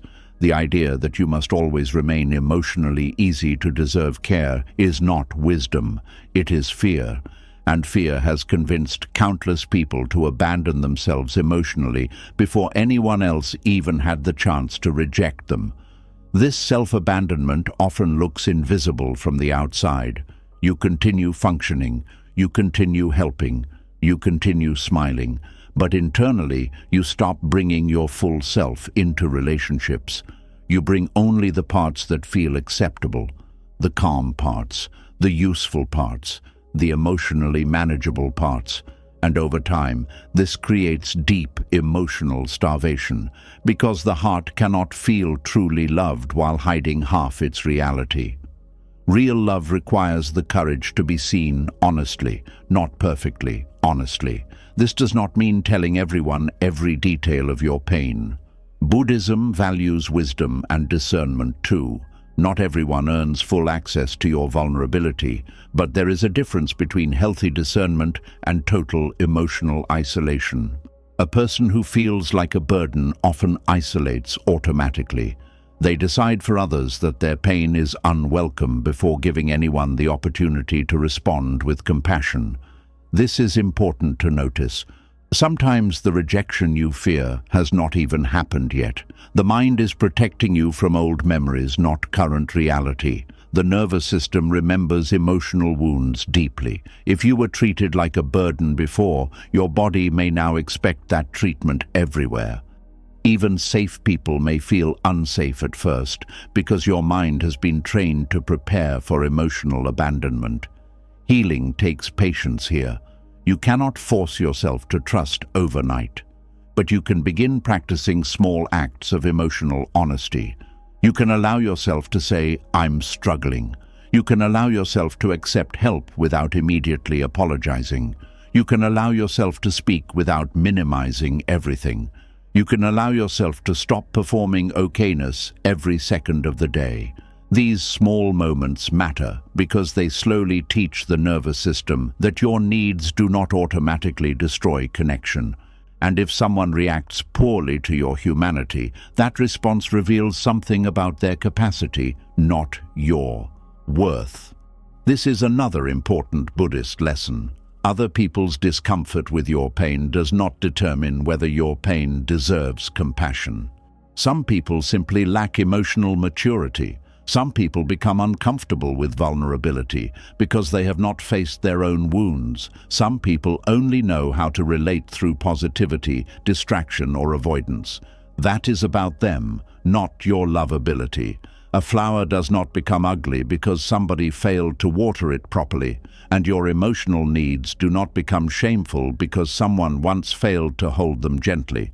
The problem is that wounded people internalize rejection very personally. They think, if my emotions overwhelmed someone, then my emotions must be wrong. But emotions are not wrong. They are signals. They are part of the human experience. Sadness is not weakness. Need is not failure. Grief is not inconvenience. Loneliness is not proof of defectiveness. And needing support does not make you difficult to love. In fact, one of the deepest forms of human connection is mutual vulnerability. Healthy relationships are not built by one person always carrying and the other person always receiving. Real connection allows both people to be human, both people to need, both people to rest, both people to speak honestly. But a person who fears being a burden often struggles with reciprocity. They give naturally, but receiving feels emotionally dangerous. So the relationship becomes unbalanced. They become emotionally over-responsible while secretly starving for care. This imbalance eventually creates exhaustion, not because the person is weak, because the soul cannot survive forever without safe tenderness. Buddhism teaches balance for a reason. Even compassion must breathe. Even kindness must include the self. Otherwise, love turns into martyrdom, and martyrdom slowly empties the heart. This is why self-compassion matters so deeply. Self-compassion says, my pain matters too. Self-compassion says, I do not need to justify my exhaustion. Self-compassion says, I am allowed to exist with needs. Self-compassion says, being human is not something I need to apologize for. These ideas may feel unfamiliar if you spent years surviving by being emotionally undemanding. You may even feel resistance while hearing them. Part of you may still believe that making yourself smaller protects relationships. But shrinking yourself never creates true closeness. It only creates relationships with your mask. And eventually, wearing that mask becomes unbearable. You begin craving spaces where you can exhale honestly, spaces where you do not have to monitor your emotions constantly, spaces where you can say, I am not okay, without fearing rejection immediately afterward. That craving is not weakness. It is your nervous system longing for safety, and safety changes people profoundly. When someone finally experiences a relationship where they are not treated like a burden for having emotions, something inside them softens, their body relaxes, their voice changes, their breathing slows, they stop apologizing every few minutes, they stop panicking after opening up, they begin realizing how heavy self-silencing had become. Sometimes people cry, not because someone said something extraordinary, but because someone stayed gentle after hearing the truth. That gentleness heals, not perfectly, not instantly, but deeply, because many wounded hearts are not searching for perfection. They are searching for permission to exist without shame. And perhaps this is one of the quietest spiritual truths Buddhism offers. Your suffering does not make you less worthy of compassion, not even when it lasts a long time, not even when it is messy, not even when you are tired of yourself. You do not become a burden because you are struggling. You become human, and humans were never meant to survive only by pretending they need nothing. This does not mean becoming emotionally dependent on everyone around you. Buddhism does not encourage clinging. There is wisdom in learning emotional grounding, mindfulness, and inner steadiness. But inner steadiness is different from emotional suppression. True inner peace does not come from denying your needs. It comes from meeting them without shame. That is the difference. A person who feels like a burden often believes they must deserve care before receiving it. They wait until they are completely overwhelmed before reaching out. They convince themselves others have it worse. They minimize their pain until the body begins carrying stress it was never meant to hold alone. But compassion is not a competition. You do not need to prove your suffering is severe enough before deserving kindness. You do not need to collapse publicly before your exhaustion becomes valid. You do not need permission to be human. This is why healing the wound of feeling like a burden is not only about learning to ask for help.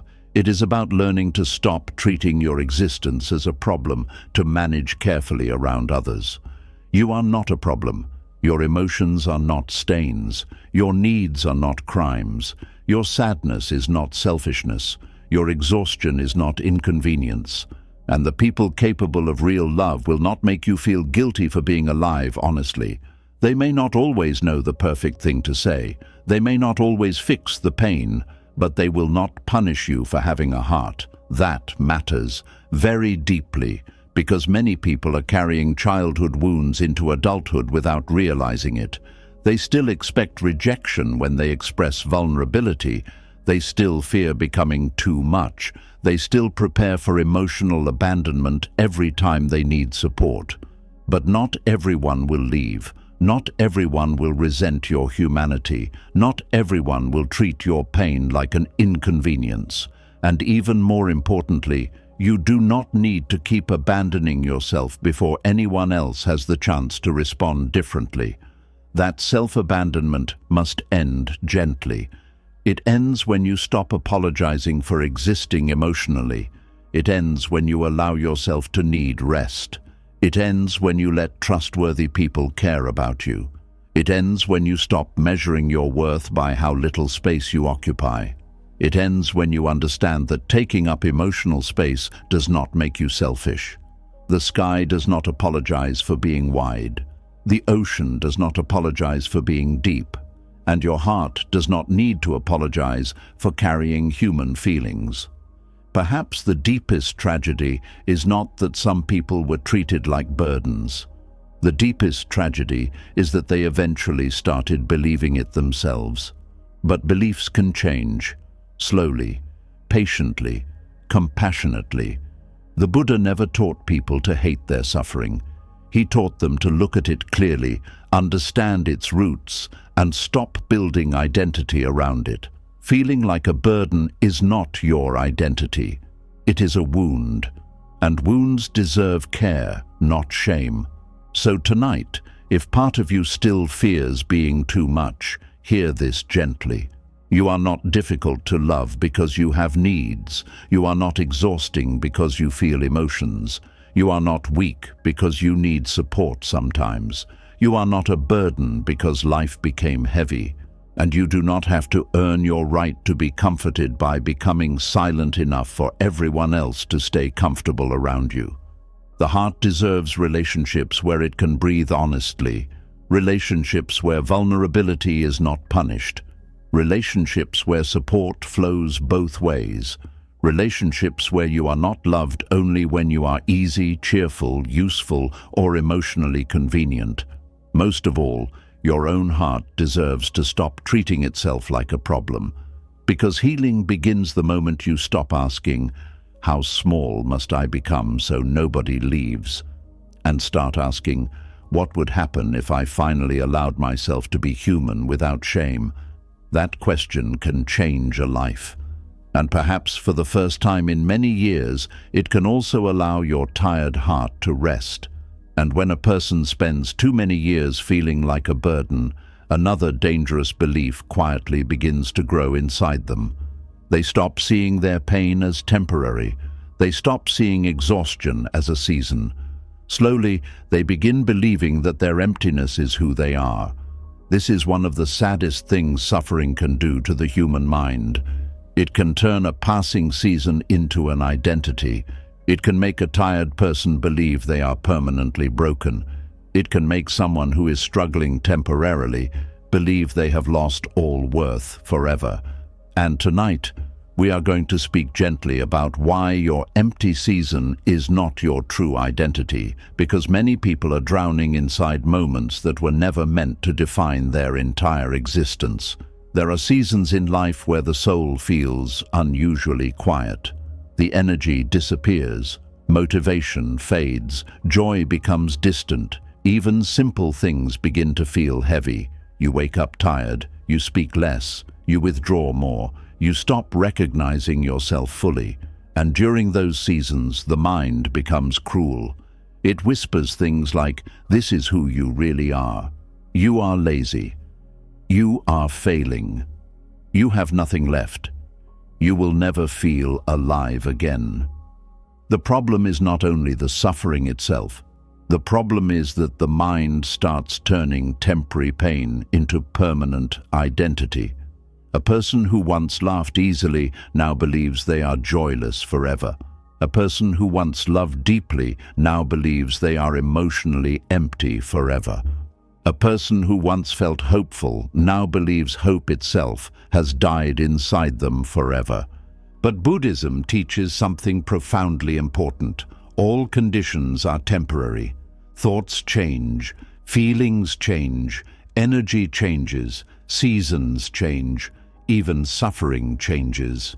The Buddha taught impermanence because human beings easily become trapped inside moments. When pain lasts long enough, the mind forgets movement exists. It begins seeing the present moment as the final truth about life itself.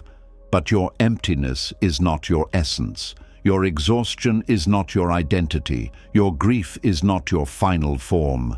There are winters in the human spirit just as there are winters in nature. During winter, trees appear lifeless. Their branches stand bare. Their color disappears. Their fruit is gone. But the tree is not dead. It is conserving energy quietly beneath the surface. Many people do not understand this about themselves. When they enter emotionally empty seasons, they panic immediately because modern culture worships constant productivity, happiness, energy, and momentum. If you are not thriving visibly, the world often makes you feel like you are failing. So when someone enters a season of emotional heaviness, they begin comparing themselves to who they used to be. I used to be more motivated. I used to be happier. I used to have dreams. I used to feel alive. And instead of treating the season with compassion, they begin attacking themselves for changing. But human beings are not machines. You are not supposed to remain emotionally identical through every season of life. Loss changes people. Burnout changes people. Heartbreak changes people. Illness changes people. Loneliness changes people. Disappointment changes people. The problem is not that you changed. The problem is that you started believing change erased your worth. Buddhist wisdom reminds us that attachment creates suffering, and one painful attachment many people carry is attachment to a previous version of themselves. They keep mourning who they used to be instead of meeting who they are becoming with gentleness. This creates a second layer of suffering. Not only are they hurting, but they are ashamed for hurting. Not only are they tired, but they hate themselves for being tired. Not only are they struggling, but they panic that struggling means they are becoming unlovable. And this shame deepens the emptiness, because shame isolates. It convinces people to hide during difficult seasons. They stop answering messages. They stop showing up fully. They disappear emotionally because they no longer feel worthy of being seen while struggling. This is why empty seasons can become dangerous. Not because emptiness itself destroys people, but because people begin identifying with the emptiness completely. Instead of saying, "I am going through a hard season," they begin saying, "I am nothing." That difference matters deeply. A season is temporary. An identity feels permanent. The Buddha encouraged people to observe their inner world carefully because the mind constantly creates fixed stories about temporary experiences. A difficult emotion appears and the mind says, "This will never end." A painful season arrives and the mind says, "This is who you are now." But the mind is not always truthful. Sometimes the mind speaks from fear, exhaustion, and old wounds rather than wisdom. And when a person is emotionally depleted, they often lose perspective. They begin viewing themselves only through the lens of what they currently cannot do. They cannot focus like before, cannot smile like before, cannot dream like before, cannot give like before, cannot function like before. And because they live in a world obsessed with performance, they begin believing they themselves have lost value. This is why empty seasons often create identity crises. When the external things that once gave you confidence disappear, you are forced to face a terrifying question. Who am I when I am not productive, admired, energetic, useful, successful, or emotionally strong?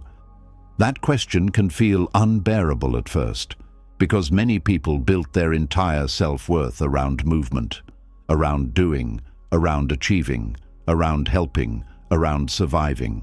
So when life suddenly slows them down, they feel worthless instead of wounded. But wounded and worthless are not the same thing. A person recovering from emotional exhaustion is not worthless. A grieving person is not worthless. A depressed person is not worthless. A confused person is not worthless. A tired soul is not worthless. And yet many people speak to themselves as though their difficult season erased their humanity completely. This harshness often comes from fear. Fear that they will never recover. Fear that people will leave if they remain low energy too long. Fear that rest will become permanent failure. Fear that emptiness means there is nothing meaningful left inside them. But emptiness is often not absence. Sometimes emptiness is transition. A field looks empty after harvest, but that emptiness prepares the soil for future growth. A caterpillar disappears into stillness before transformation. Even the moon disappears partially before becoming full again. Nature never panics during quiet seasons. Only humans treat rest, slowing down, or emotional emptiness as moral failure. Buddhist teaching asks us to stop fighting impermanence and begin understanding it. Everything changes. Even identity changes. The version of you that exists today is not the final version of you forever. This matters because many people lose hope too quickly during difficult seasons. They assume temporary heaviness predicts the rest of their life. But emotions move like weather, not stone. Some storms stay longer than expected, yes. Some winters feel endless. Some nights stretch painfully. But no internal state remains frozen forever. Even now, while listening to this, parts of you are changing quietly beneath the surface. Healing rarely announces itself dramatically. Sometimes healing begins as tiny shifts. You sleep slightly better one night. You laugh unexpectedly at something small. You feel calm for 5 minutes instead of 2. You answer one message you had been avoiding. You feel sunlight on your skin and notice it for the first time in weeks. These moments may seem insignificant, but they are signs of movement, signs that the soul is not dead, signs that emptiness is not permanent identity. But a person trapped in hopelessness often dismisses small healing because they are waiting to feel completely transformed immediately. If total recovery does not happen fast enough, they assume nothing is improving. This impatience creates suffering too. Buddhism teaches patience because real transformation often happens slowly, quietly, invisibly. A wound does not disappear because you demand it to heal faster. Healing unfolds in layers. The heart softens gradually. The nervous system relearns safety gradually. The spirit regains trust gradually. And during this process, there may still be empty days. That does not mean you are failing. It means you are human. One of the most compassionate things you can do during an empty season is stop demanding immediate resurrection from yourself. Stop expecting your exhausted spirit to bloom overnight just because you are uncomfortable with stillness. Some seasons are meant for rebuilding quietly. Some seasons are meant for grieving fully. Some seasons are meant for resting deeply. Some seasons are meant for discovering who you are beneath constant motion. And perhaps this is what scares many people most. Empty seasons remove distractions. Without constant busyness, achievement, social performance, or emotional overfunctioning, you are left alone with yourself. That can feel uncomfortable. Because beneath exhaustion, many people discover sadness they never processed, loneliness they ignored, anger they buried, dreams they abandoned, parts of themselves they silenced to survive. An empty season often strips away illusion. And while painful, this can also become sacred, because sometimes the version of you that collapses was built entirely around survival, not peace. The strong version, the pleasing version, the endlessly productive version, the emotionally numb version, the constantly giving version. When those versions finally break down, it can feel terrifying. But breakdown is not always destruction. Sometimes it is the beginning of honesty. The Buddha never promised a life without suffering. He taught awareness within suffering. Awareness changes everything because it allows you to witness pain without becoming pain itself. You can say, "I feel empty right now," without concluding, "I am emptiness." You can say, "I feel lost," without concluding, "I am permanently broken." You can say, "I am struggling," without concluding, "I have no value." This separation is deeply important because suffering becomes dangerous when identity fuses with it completely. And many people living through empty seasons forget they are more than the pain they currently feel. There are still beautiful things inside them, still tenderness, still intelligence, still humanity, still possibility, still life waiting quietly beneath the exhaustion. But pain narrows vision. It makes the future look smaller. It convinces people that because they cannot feel hope strongly right now, hope no longer exists. This is why compassion matters during empty seasons. Harshness only deepens despair. A person already drowning internally does not need more self-punishment. They need gentleness. Imagine speaking to a winter tree with cruelty. "You are useless. You have no leaves. You are failing." It would sound absurd because we understand seasons in nature instinctively. We know trees are not defective for resting. We know barren seasons are part of life cycles, yet humans rarely offer themselves the same wisdom. Instead, they compare their winter to somebody else's spring. They compare their exhaustion to someone else's energy, their confusion to someone else's clarity, their stillness to someone else's success. And comparison turns temporary pain into deep shame. But Buddhist wisdom teaches that comparison is another form of suffering. Every life unfolds differently. Every heart carries different wounds, lessons, timing, and karmic experiences. Your path is not behind because it looks different right now. And your current season does not define your entire future. Many people who later become deeply compassionate, wise, grounded, and emotionally awake first walked through long seasons of emptiness. Those seasons stripped away illusions. They taught humility. They softened judgment. They deepened empathy. They forced inner transformation. Painful seasons often shape the soul in invisible ways. But while inside them, it can feel impossible to believe anything meaningful is happening, especially when the world only celebrates visible success. The world praises blooming. Few people praise surviving winter. But survival matters too. Quiet endurance matters too. Choosing to stay alive emotionally during empty seasons is not weakness. Sometimes it is profound courage.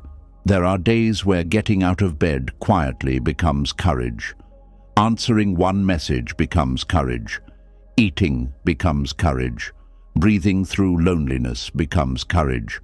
Continuing despite emotional numbness becomes courage. But because these victories are invisible, people dismiss them. They say, "I should be doing more." No.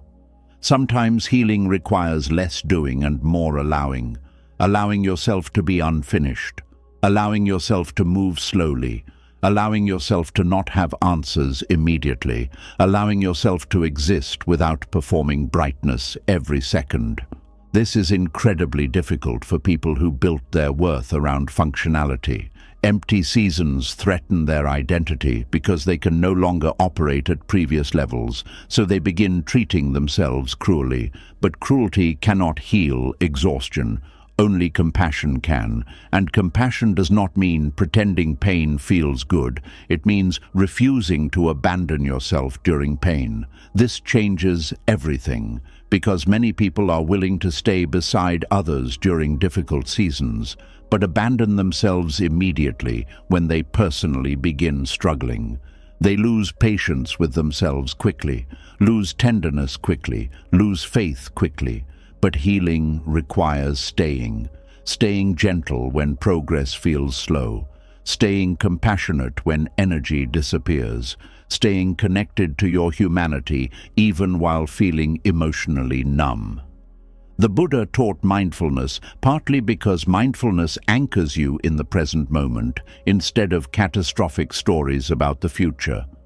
An empty season feels unbearable, partly because the mind keeps projecting forever. This feeling will never end. I will never recover. I will always feel this way. But those are predictions, not truth. And the exhausted mind is rarely a reliable fortune teller. There were likely moments in your past where you believed you would never survive certain pain. Yet here you are, still breathing, still listening, still searching for meaning. That matters. Your spirit may feel tired, but it is not gone. There is still something alive inside you seeking light, even if softly, even if weakly, even if quietly. And perhaps that quietness itself carries wisdom. The modern world constantly demands noise, productivity, speed, visibility, and endless self-improvement. But Buddhism often points toward stillness instead, toward presence, toward sitting beside reality without running from it immediately. An empty season may be teaching you how to stop measuring your worth through constant motion. It may be teaching you how to sit with yourself honestly. It may be teaching you that identity deeper than productivity exists. It may be teaching you that your soul deserves care even when it is not blooming beautifully for others to admire. This is difficult wisdom, but sacred wisdom. Because eventually, if you stop fighting yourself long enough, you begin noticing something surprising. Even during emptiness, life still moves gently around you. Morning still arrives, rain still falls, birds still sing, your breath still rises and falls. Tiny moments of beauty still appear quietly, and these small moments matter because they remind you that existence continues even while transformation is unfinished. You do not need to become radiant overnight to deserve tenderness now. You do not need to become fully healed before your life has meaning again. You do not need to escape every difficult emotion before you are worthy of love. An empty season is not evidence that you failed as a human being. It is a season, and seasons move. That movement may feel painfully slow sometimes, but slowness is not permanence. One day, perhaps quietly, you will notice something changing. The heaviness lifting slightly, the numbness softening, the laughter returning unexpectedly, the hope appearing in small flashes, the desire to reconnect with life returning gently. And when that day comes, you may realize something important. You were never emptiness itself. You were a human being passing through emptiness. There is a difference, a very important difference. because your true identity was never your sadness, your burnout, your confusion, your loneliness, your grief, your depression, your fear, or your exhaustion. Those experiences affected you deeply, yes, but they are weather passing through the sky of your awareness, not the entire sky itself. Buddhism teaches that beneath changing conditions, there is awareness observing them all. The thoughts change, the emotions change, the seasons change, but awareness remains. And if awareness remains, then transformation remains possible too. So do not rush to define yourself by your lowest season. Do not look at temporary emptiness and call it your final truth. Do not confuse stillness with failure. Do not confuse exhaustion with worthlessness. Do not confuse emotional winter with permanent death of the soul. The tree resting in winter is not failing. The ocean during low tide is not empty forever.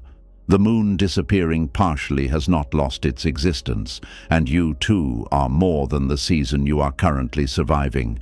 Even now, beneath the tiredness, beneath the fear, beneath the heaviness, something inside you is still quietly alive, still worthy, still becoming, still waiting patiently for spring.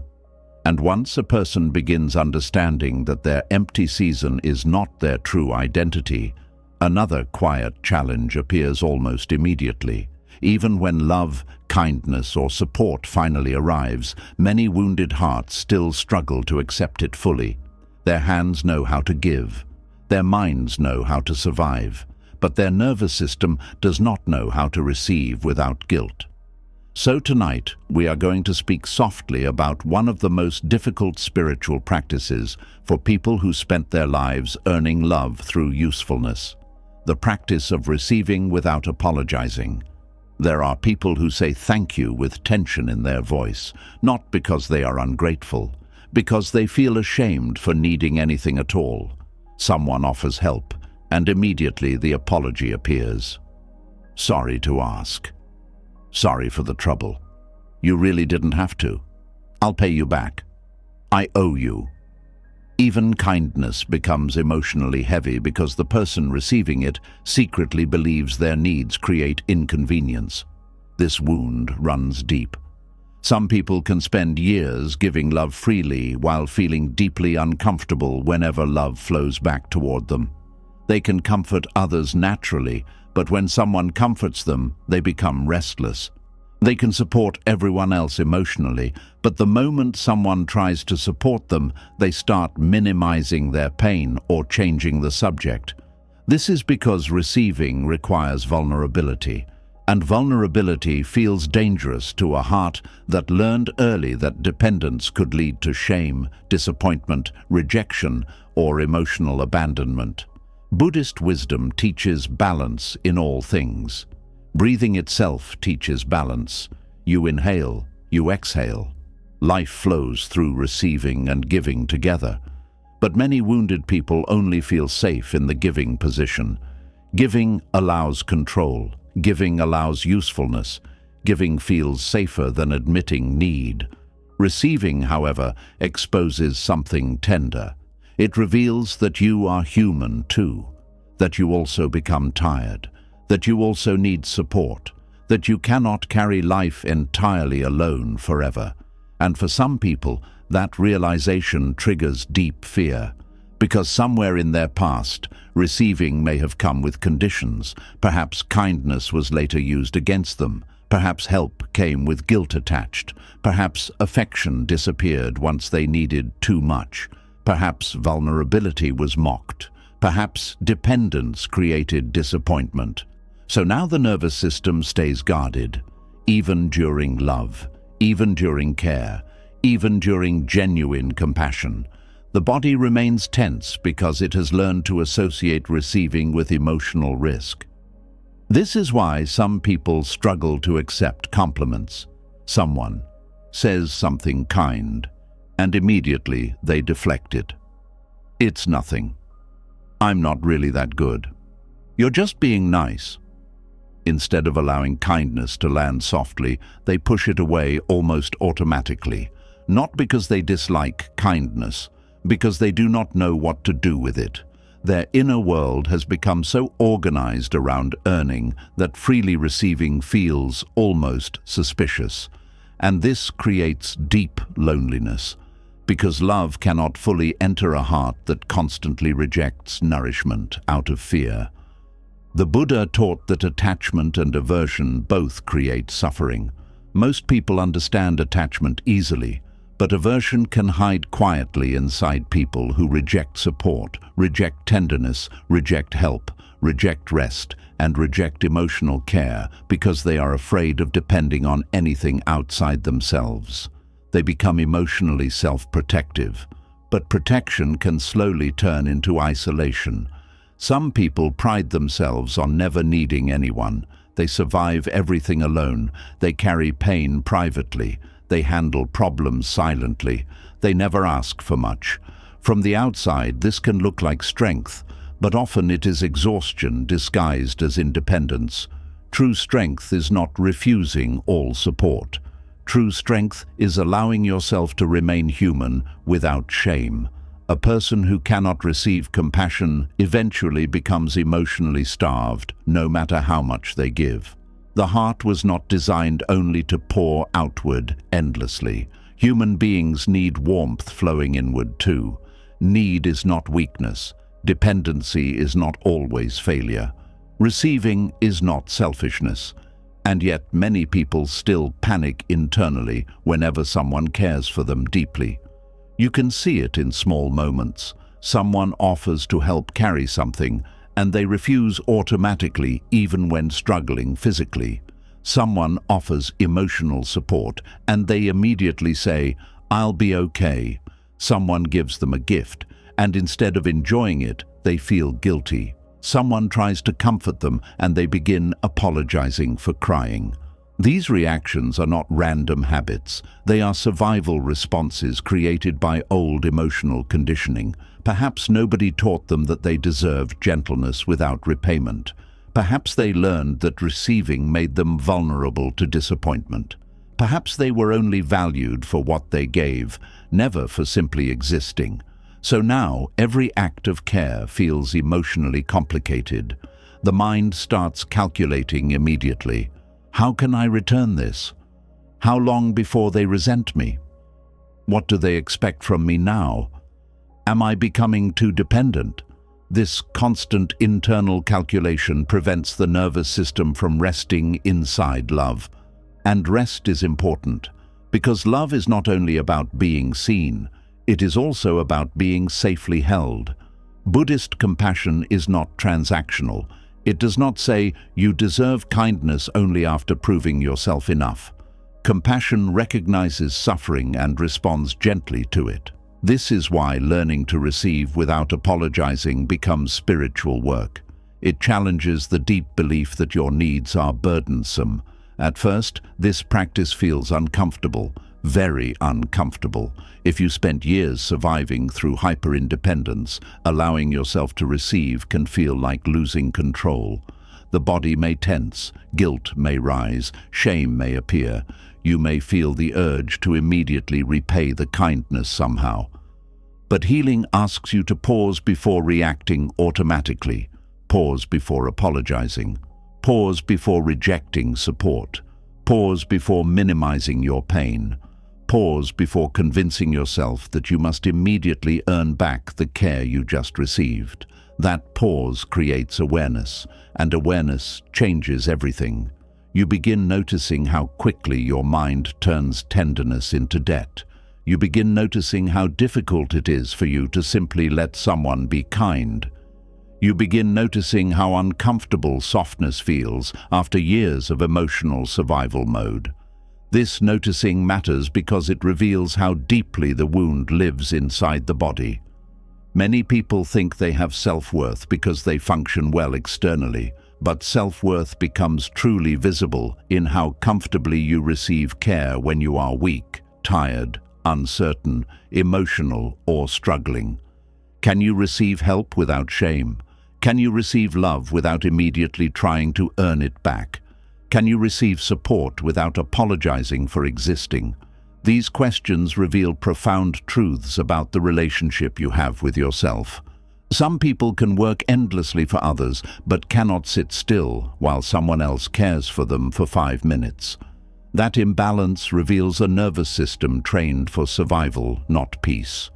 And Buddhist practice is deeply connected to peace. Not the performance of peace, actual inner softness, actual trust, actual willingness to exist without constantly defending your worthiness. This is difficult because many wounded hearts secretly believe they become dangerous when needy. They fear becoming too much, so they try to manage their humanity carefully. They ration their emotions. They avoid asking for reassurance. They avoid depending on anyone emotionally. But eventually, this self-containment becomes lonely. The heart becomes exhausted from holding itself together all the time. And ironically, the more a person refuses to receive support, the more emotionally depleted they often become. Not because they are weak, because human beings are relational creatures.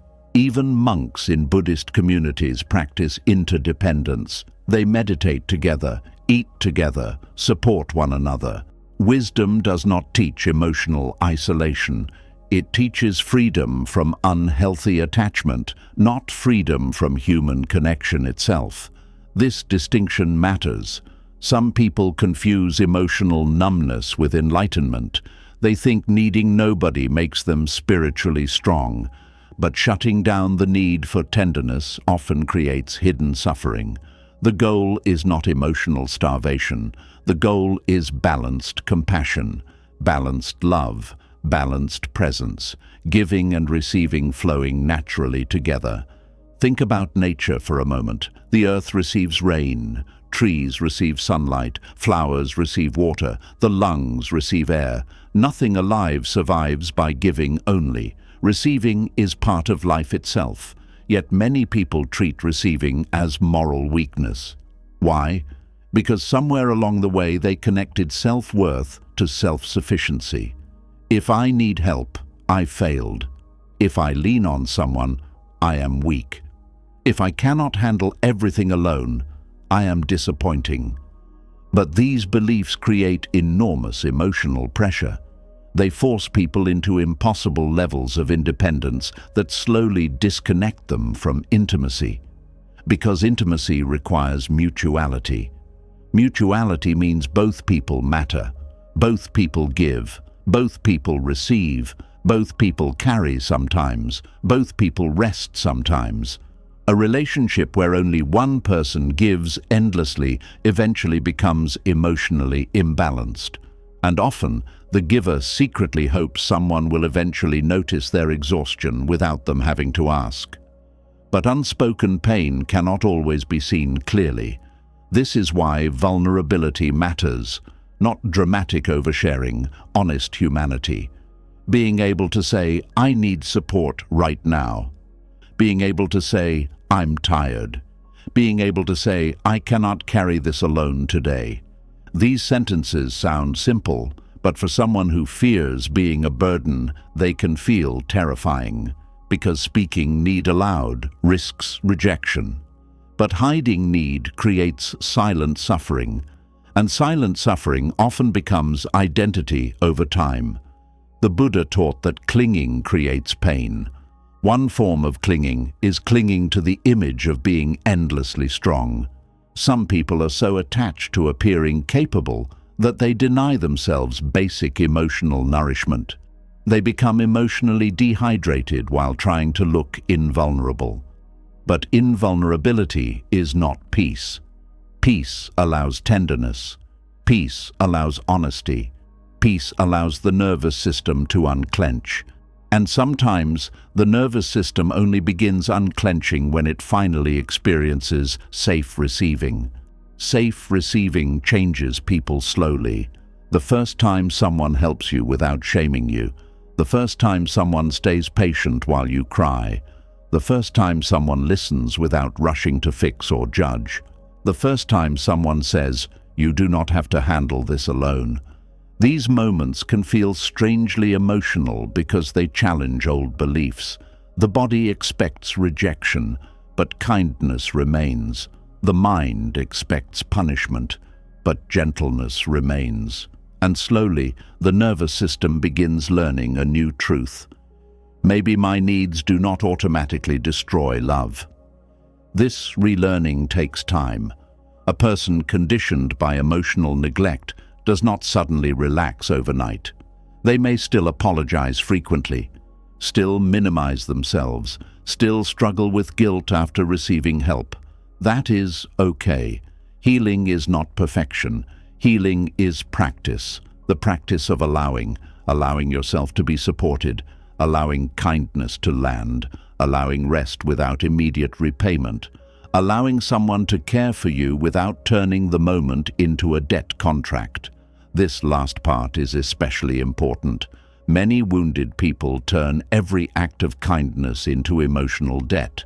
Someone helps them once, and immediately they feel pressure to give back excessively. They feel uncomfortable until balance is restored. But real love is not bookkeeping. Healthy relationships naturally flow back and forth over time.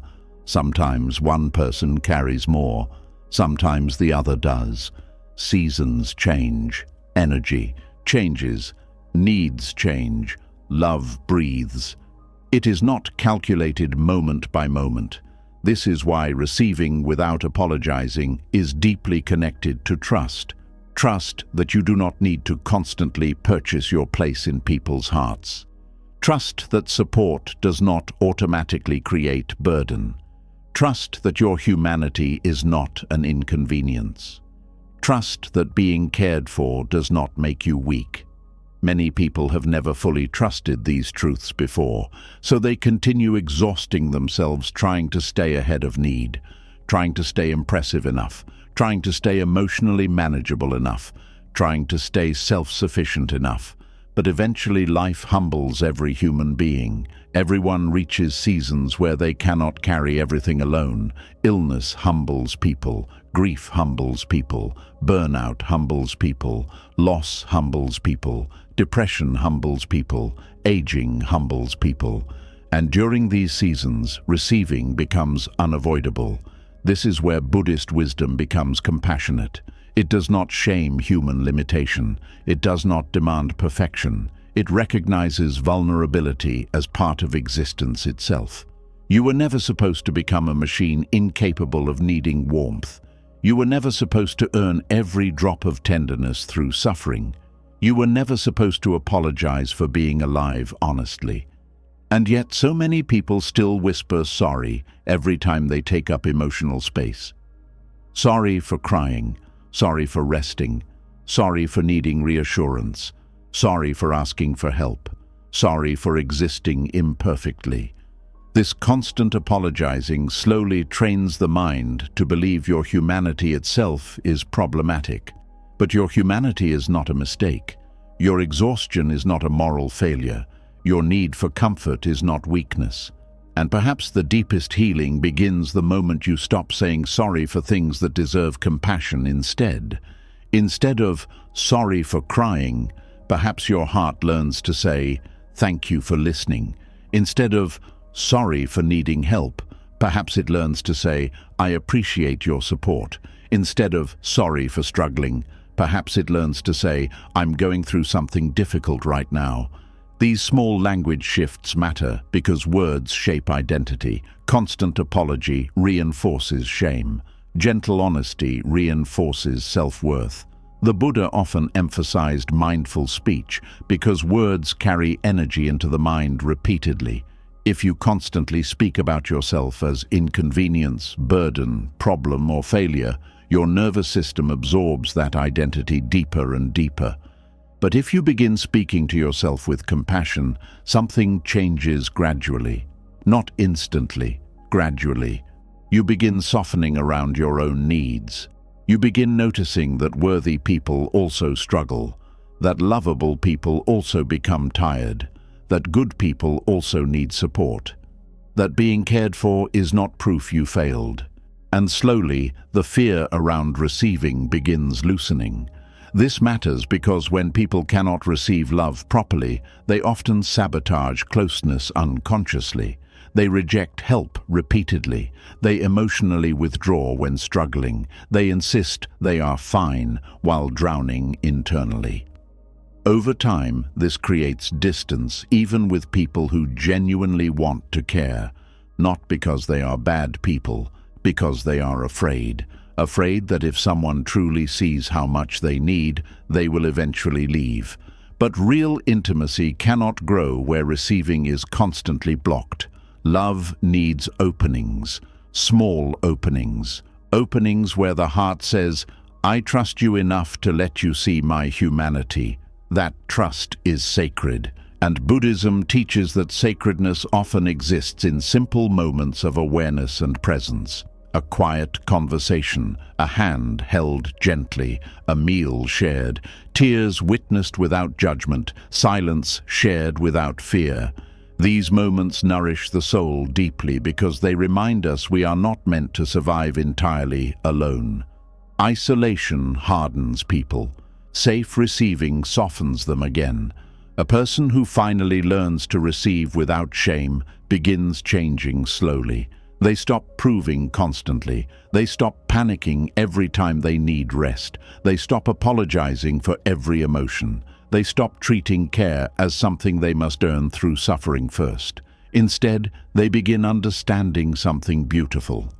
Compassion was always meant to include them too, not just others, them too.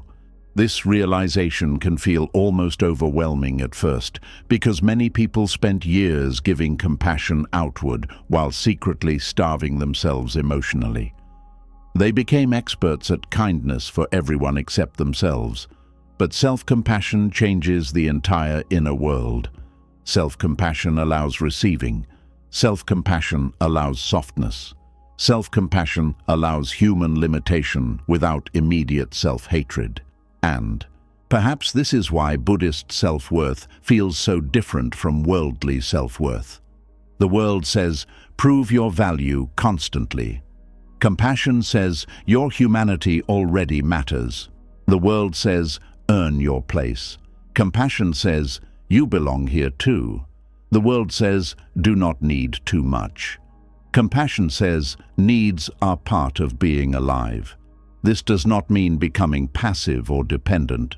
Buddhism still values awareness, responsibility, and inner steadiness. But steadiness is not emotional starvation. Steadiness is the ability to remain connected to your humanity without drowning in shame about it. And shame has kept many people emotionally hungry for far too long. Hungry for comfort, hungry for gentleness, hungry for reassurance, hungry for safe closeness, hungry for permission to stop performing strength constantly. The tragedy is that many people are surrounded by potential love but cannot absorb it because their nervous system still believes they must deserve every ounce of care. But love is not nourishment only for the perfect. Love is nourishment for the tired too, for the grieving too, for the confused too, for the emotionally overwhelmed too, for the unfinished too. And this includes you, even now, even during healing, even during struggle, even during emptiness. You do not need to become completely whole before allowing tenderness to reach you. You do not need to finish every inner battle before deserving support. You do not need to apologize every time someone chooses to care about you. Sometimes the healthiest thing you can do is simply receive. Receive the compliment, receive the help, receive the kindness, receive the rest, receive the moment of care without immediately trying to shrink yourself afterward. At first, this may feel unnatural, but over time your nervous system begins understanding something it perhaps never learned fully before. Love does not always need to be earned through suffering. Sometimes love arrives gently because your existence itself matters. And perhaps the deepest lesson hidden inside receiving is this: allowing yourself to be cared for does not make you weak. It makes you human. A human being finally learning that tenderness does not have to be paid for with exhaustion. A human being finally learning to stop apologizing for having a heart. A human being finally understanding that compassion was never meant to stop at everyone else and disappear before reaching them. You too deserve to be held gently by life sometimes, without guilt, without panic, without apology. And maybe, slowly, your tired soul can begin believing that. And when a person finally begins learning how to receive love without apologizing, another hidden truth slowly rises to the surface. Many people are not only afraid of being unloved, they are terrified of being abandoned once others see their ordinary human self beneath all the effort, usefulness, pleasing, and emotional performance. So they begin shaping themselves constantly around what they think will make people stay. This is where attachment quietly enters the heart and turns love into fear. And tonight, we are going to speak gently about how attachment makes you believe you must perform to be kept, because countless people are exhausted from acting lovable instead of simply allowing themselves to be loved. There is a painful kind of anxiety that follows people into relationships without them fully understanding why. They overthink small changes in tone. They panic when someone becomes distant. They replay conversations in their mind repeatedly. They study people's reactions carefully, trying to avoid saying the wrong thing, needing the wrong thing, or becoming the wrong version of themselves. From the outside, it may look like overthinking, but beneath it is usually fear. Fear that love is unstable, fear that affection disappears easily, fear that if they stop performing correctly, people will leave. This fear often begins long before adulthood. Some people grew up in environments where love felt inconsistent. One day there was warmth, another day there was distance.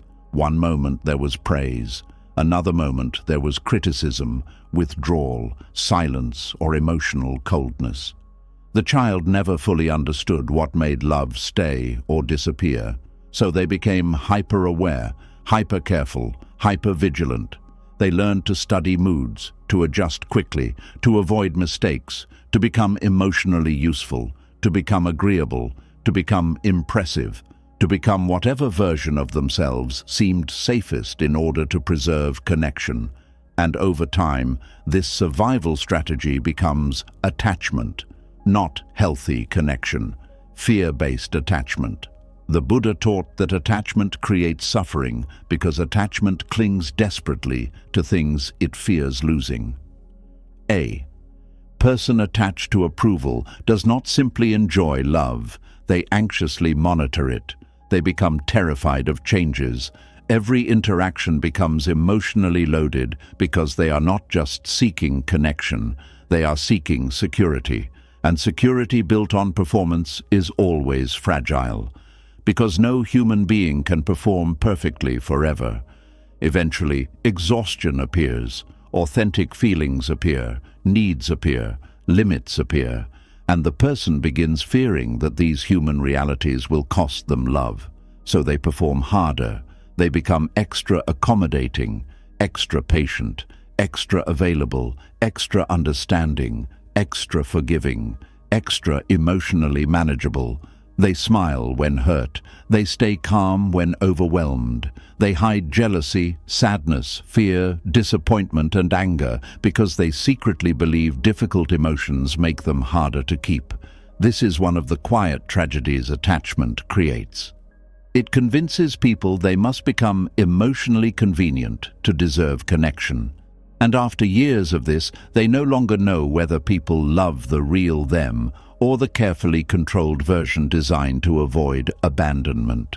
This creates enormous internal loneliness, because performing closeness is not the same as experiencing safety. A person can be deeply loved externally while still feeling internally terrified that one mistake could destroy everything. That fear changes behavior constantly. Some people overgive in relationships because they fear becoming forgettable. Some become perfectionists because they fear disappointment. Some suppress needs because they fear being too much. Some avoid conflict completely because they fear rejection more than dishonesty. Some become emotionally dependent because they cannot soothe their own fear of abandonment internally. All of these patterns grow from attachment mixed with insecurity.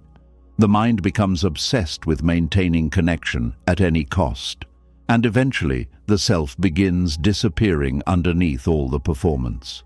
Buddhist wisdom asks us to observe attachment carefully because attachment often disguises itself as love while secretly creating suffering underneath. Love says, "I care about you deeply." Attachment says, "I need you to stay so I can feel safe."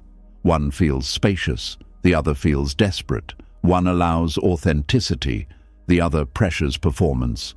This difference matters deeply because many people mistake emotional anxiety for love itself.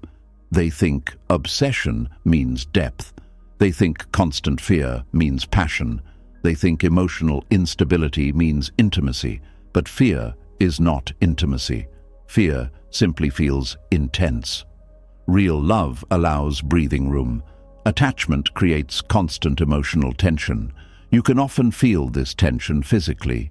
Tightness in the chest, anxiety while waiting for replies, panic during emotional distance, exhaustion from constantly monitoring another person's mood. The nervous system remains alert because attachment has convinced the mind that survival depends on maintaining connection perfectly. This is why attached people often struggle to relax fully inside relationships. Even during happy moments, part of them remains vigilant. Are they losing interest? Did I say something wrong? Am I still enough? What if they leave?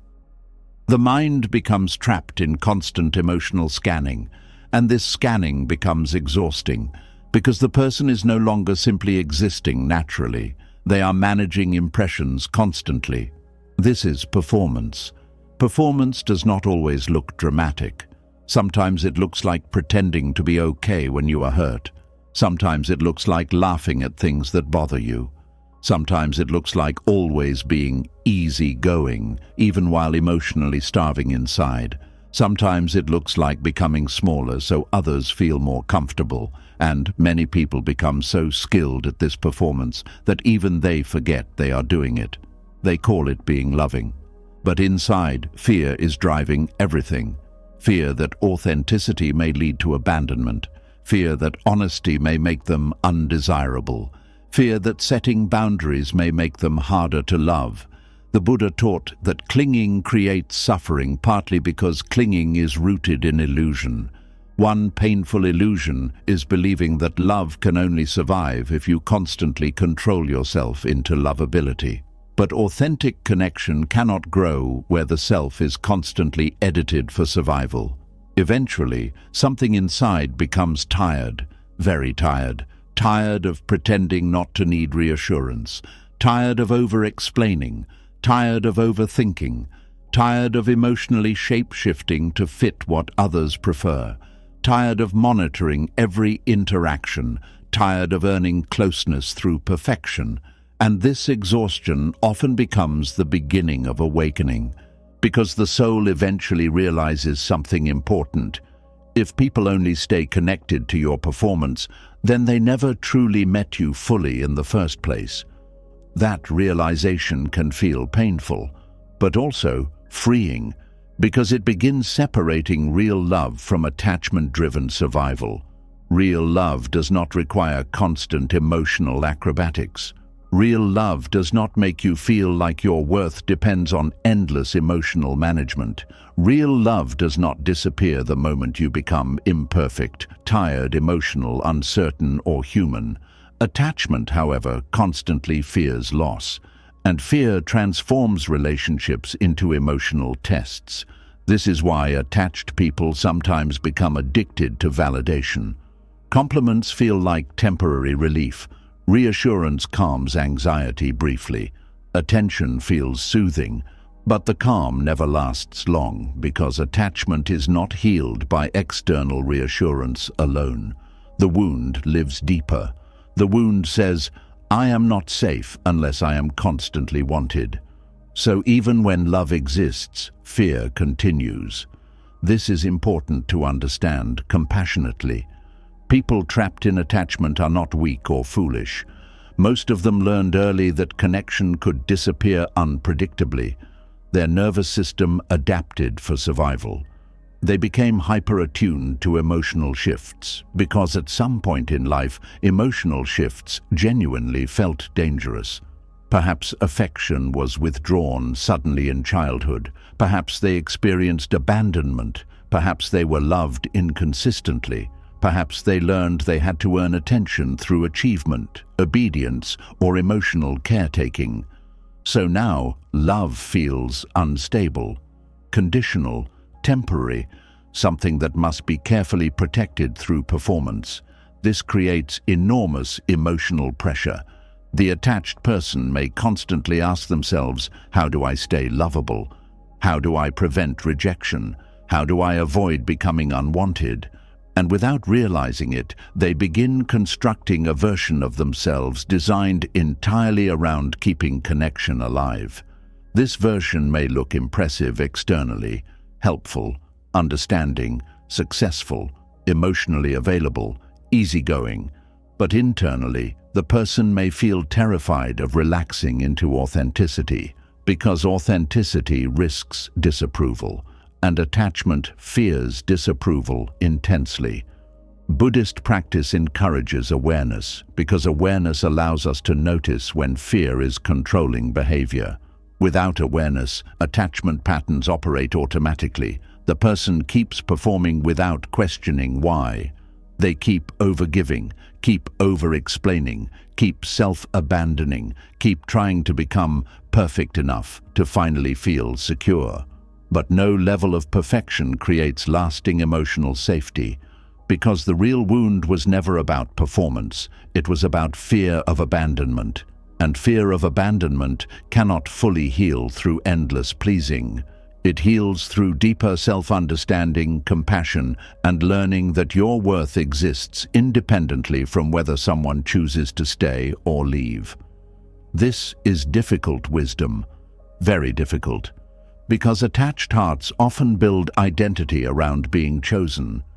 Rejection feels catastrophic because it triggers old wounds of unworthiness. The mind immediately says, if they leave, it means I failed. But another person's departure does not automatically define your value. People leave for many reasons, sometimes because of their own wounds, sometimes because of incompatibility, sometimes because they are emotionally unavailable, sometimes because life changes, sometimes because they cannot meet you where you are. But attachment personalizes everything. It says, if I had been better, they would have stayed. This belief traps countless people in cycles of self-blame, and self-blame fuels even more performance. They think, next time I will be easier, more attractive, less needy, more useful, more patient, more perfect. But perfection is not the cure for abandonment fear. Compassion is. Compassion says, I understand why you became afraid. Compassion says, you learned to perform because you wanted safety.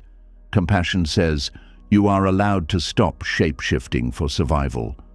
This softness matters because harshness only deepens attachment wounds. Many attached people already judge themselves relentlessly. They call themselves needy, emotional, weak, clingy, or broken. But beneath those labels is usually a frightened nervous system longing for consistency and care. Healing begins when you stop shaming the fear and start understanding it gently. Ask yourself honestly, when do you perform most intensely? Do you become extra helpful when afraid someone may leave? Do you become quieter when sensing disapproval? Do you suppress needs to appear easier to love? Do you overwork to feel worthy?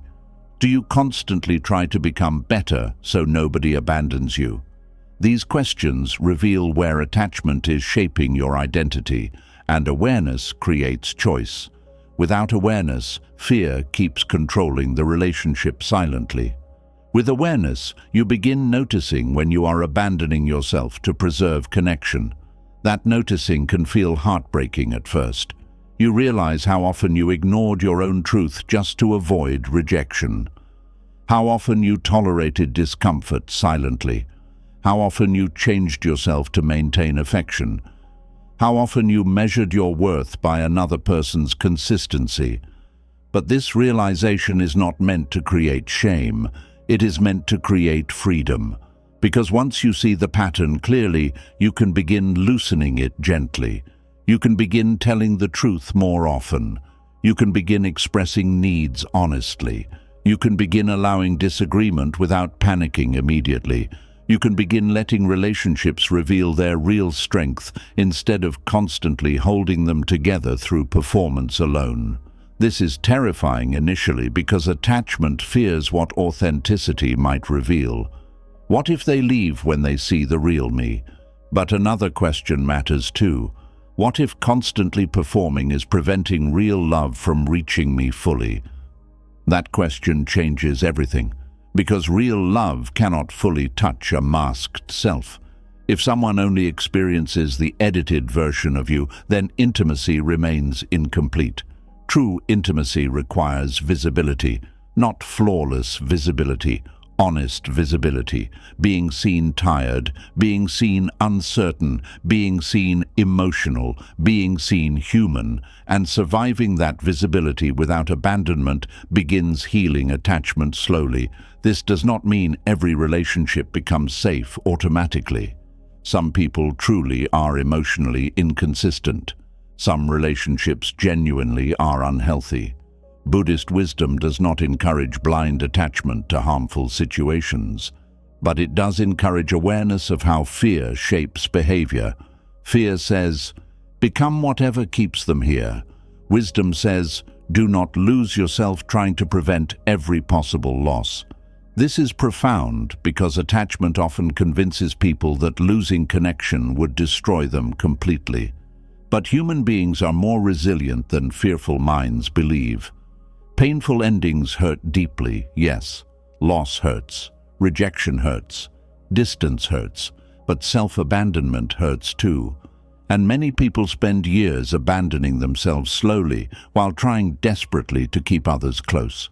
Eventually, the soul becomes exhausted from this negotiation, exhausted from trading authenticity for temporary emotional security, exhausted from performing worthiness constantly, exhausted from monitoring every emotional shift, exhausted from trying to become impossible versions of lovable. And perhaps this exhaustion itself becomes grace, because it pushes the person toward deeper truth. The truth that attachment built on fear cannot provide lasting peace. Only grounded self-worth can. Grounded self-worth changes relationships completely.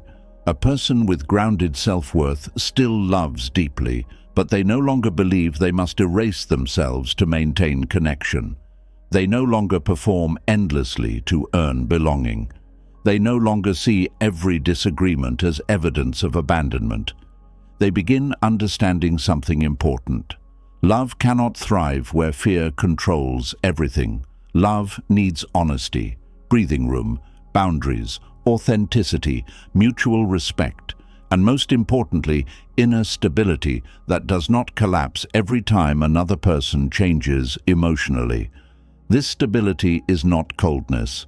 It is calm rootedness. It says, I can love you deeply without losing myself completely. That is mature love. Buddhism teaches non-attachment not because connection is wrong, but because clinging creates suffering. Non-attachment does not mean emotional numbness. It means loving without making your entire identity dependent on controlling another person's presence. It means allowing relationships to breathe, allowing yourself to remain whole even during uncertainty, allowing your worth to exist independently from another person's choices. This is liberating, because once you stop performing constantly, something surprising happens. You begin discovering who you actually are beneath survival, your real preferences, your real emotions, your real limits, your real needs, your real voice. For some people, this feels unfamiliar at first because they spent years adapting themselves around others emotionally. But slowly, authenticity becomes safer than performance, and peace begins growing where anxiety once lived. The nervous system relaxes slightly, the constant emotional scanning softens, the obsession with being enough weakens, not instantly, gradually. Healing attachment is gradual because attachment formed over years. The body needs repeated experiences of safety, honesty, and self-compassion before it fully relaxes. There may still be moments of fear, moments of insecurity, moments where old performance patterns return automatically. That does not mean failure. It means you are human. The goal is not becoming perfectly unattached overnight.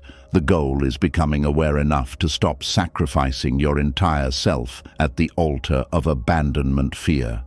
And this awareness changes relationships profoundly. You stop asking, "How do I keep them?"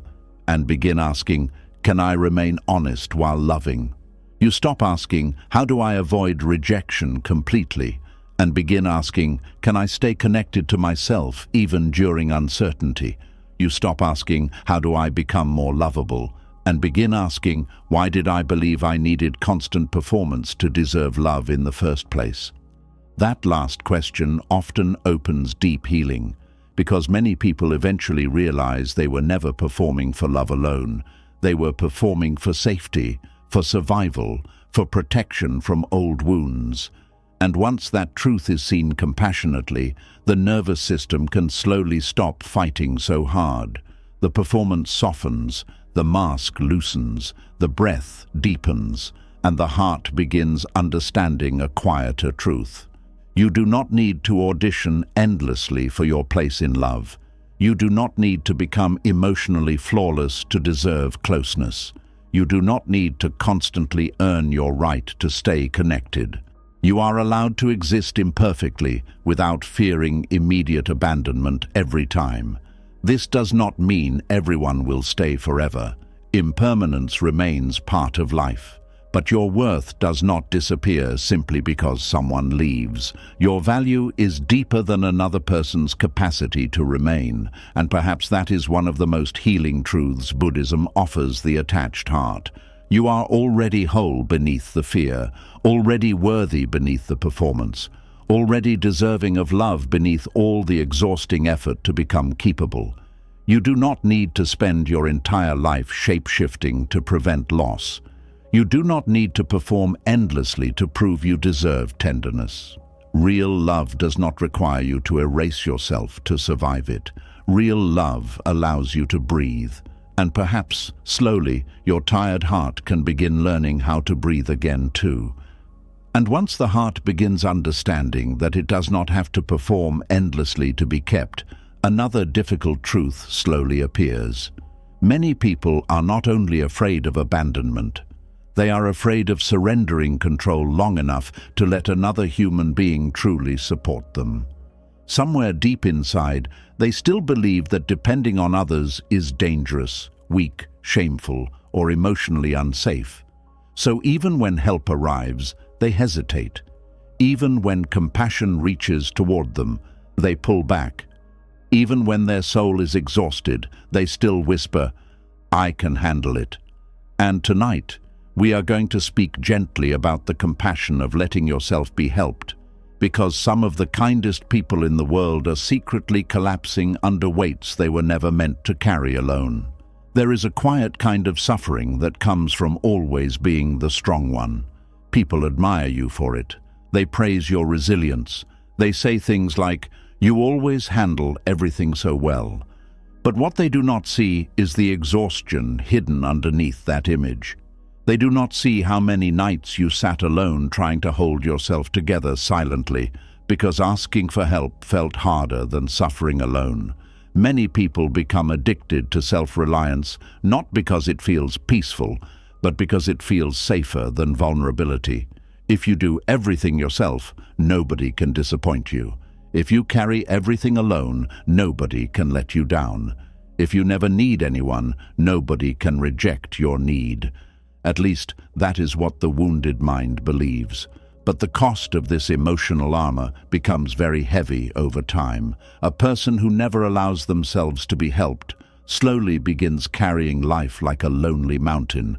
From the outside, they appear stable. Inside, they feel isolated, overwhelmed, emotionally starved, and deeply tired. And the tragedy is that many people do not even realize they are refusing help anymore. The refusal has become automatic. Someone asks how they are doing. "I'm fine." Someone offers support. "It's okay, I got it." Someone notices their exhaustion. "I'm just tired, don't worry about me." These responses may sound harmless, but often they are protective walls built from old emotional wounds. Perhaps the person once asked for help and was ignored. Perhaps vulnerability was mocked. Perhaps their pain overwhelmed emotionally immature people around them. Perhaps they learned early that nobody was truly coming to help, so they stopped expecting support entirely. The Buddha taught that suffering increases when we resist reality instead of meeting it honestly. And one painful resistance many people carry is resistance to needing others at all. They resist their own humanity because humanity feels unsafe. But needing support is not failure. It is part of being alive. Even the body itself survives through interdependence. The lungs need air, the heart needs blood, the earth needs rain. Nothing living survives completely alone. Yet wounded people often treat emotional independence as the highest form of strength. They tell themselves, "I should handle this myself." But why? Why must every wound be carried privately? Why must every burden become a silent test of endurance? Why must receiving care feel shameful? Often because the person secretly believes their pain is their responsibility alone. They fear becoming emotionally heavy for others. They fear inconvenience. They fear rejection. They fear appearing weak. So instead of allowing support, they quietly overfunction until their body and spirit begin breaking down.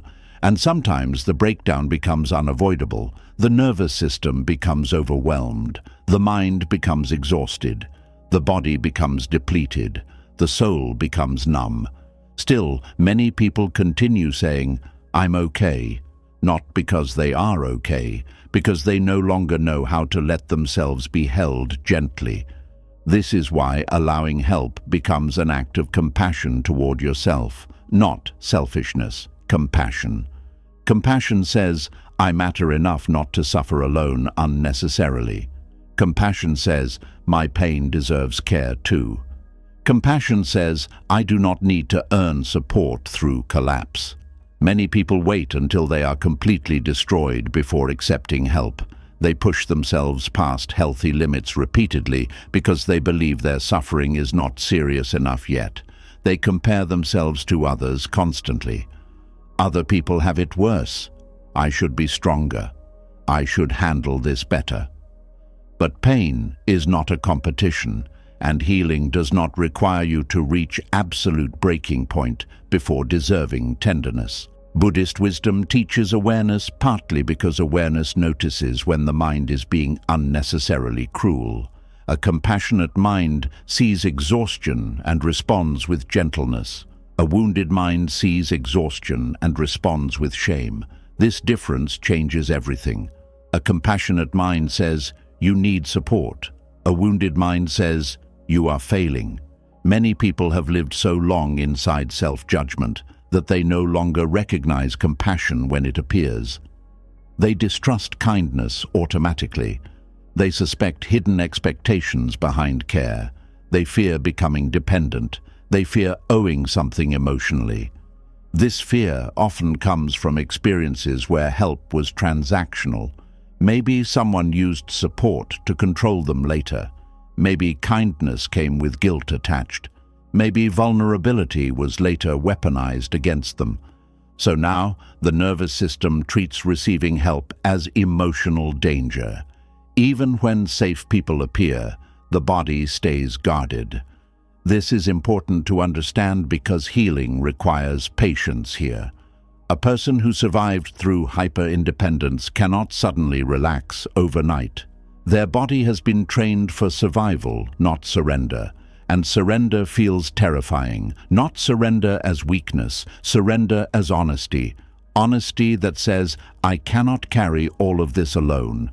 That sentence may sound simple, but for some people, it feels almost impossible to speak aloud. Because asking for help requires letting another person see your limits. And wounded people often believe their limits make them less lovable, so they hide them. They continue performing strength long after the soul has become exhausted. But eventually, the body begins speaking what the mouth refuses to say. Anxiety, burnout, emotional numbness, depression, chronic fatigue, resentment. These are often not just random symptoms. Sometimes they are the body crying out for support after years of unsupported survival. The Buddha understood suffering deeply. He did not tell people to deny pain. He told them to face it with awareness and compassion. Compassion includes accepting that human beings need each other sometimes. This does not mean unhealthy dependence. It means allowing connection, allowing support, allowing care to move toward you without immediately pushing it away. This is difficult for people who built identity around being the helper. The helper often feels valuable while giving, but uncomfortable while receiving. Giving creates control. Receiving creates exposure. When you help others, you stay in the stronger position. When you allow yourself to be helped, you reveal tenderness. And tenderness scares wounded hearts, because tenderness remembers old disappointments. Still, there is something deeply healing about being supported honestly, not because support removes all pain instantly, but because safe support reminds the nervous system that suffering does not always need to happen alone. A hand held gently during grief changes something. A patient conversation during emotional collapse changes something. Someone bringing you food when you are exhausted changes something. Someone listening without trying to fix you immediately changes something. These moments matter more than people realize, not because they solve life completely, because they interrupt loneliness, and loneliness becomes dangerous when suffering is already heavy. Some people are not only carrying pain, they are carrying the belief that they must carry pain silently to deserve respect. This belief destroys people slowly. It turns vulnerability into shame. It turns exhaustion into secrecy. It turns emotional honesty into fear. And eventually, the person becomes emotionally unreachable, even while desperately craving connection. Buddhist compassion softens this hardness slowly. It says, you are allowed to need help without becoming less worthy. It says, being supported does not erase your strength. It says, you do not become a burden because you are struggling. This last truth matters deeply. Many people refuse help because they fear burdening others. They would rather suffer privately than risk feeling emotionally heavy. They apologize constantly, minimize their pain constantly, handle crises alone constantly. But refusing support does not always protect relationships. Sometimes it prevents intimacy from growing, because intimacy requires mutual humanity, mutual trust, mutual care. If one person always gives and never receives, emotional imbalance develops eventually. The relationship becomes centered around performance rather than genuine closeness. Real closeness requires allowing others to witness your humanity too, not just your competence, not just your strength, not just your calmness, your humanity, your tiredness, your confusion, your grief, your uncertainty, and surviving that visibility can become profoundly healing. Many people secretly believe that if others truly saw how overwhelmed they feel inside, they would leave. But safe people often move closer during honesty, not farther away. This does not mean everyone will respond perfectly. Some people lack emotional maturity. Some people are uncomfortable with vulnerability because they never learned how to hold pain compassionately. But that does not mean your need for support is wrong. The Buddha never taught self-isolation as enlightenment. He taught compassion, awareness, interconnection, community. Even monks practice together in sanghas because human beings grow differently when surrounded by mindful support. Isolation may feel safer temporarily, but prolonged isolation hardens the heart. It convinces people they must survive every difficulty alone. Over time, this creates emotional exhaustion so deep that even kindness starts feeling unfamiliar.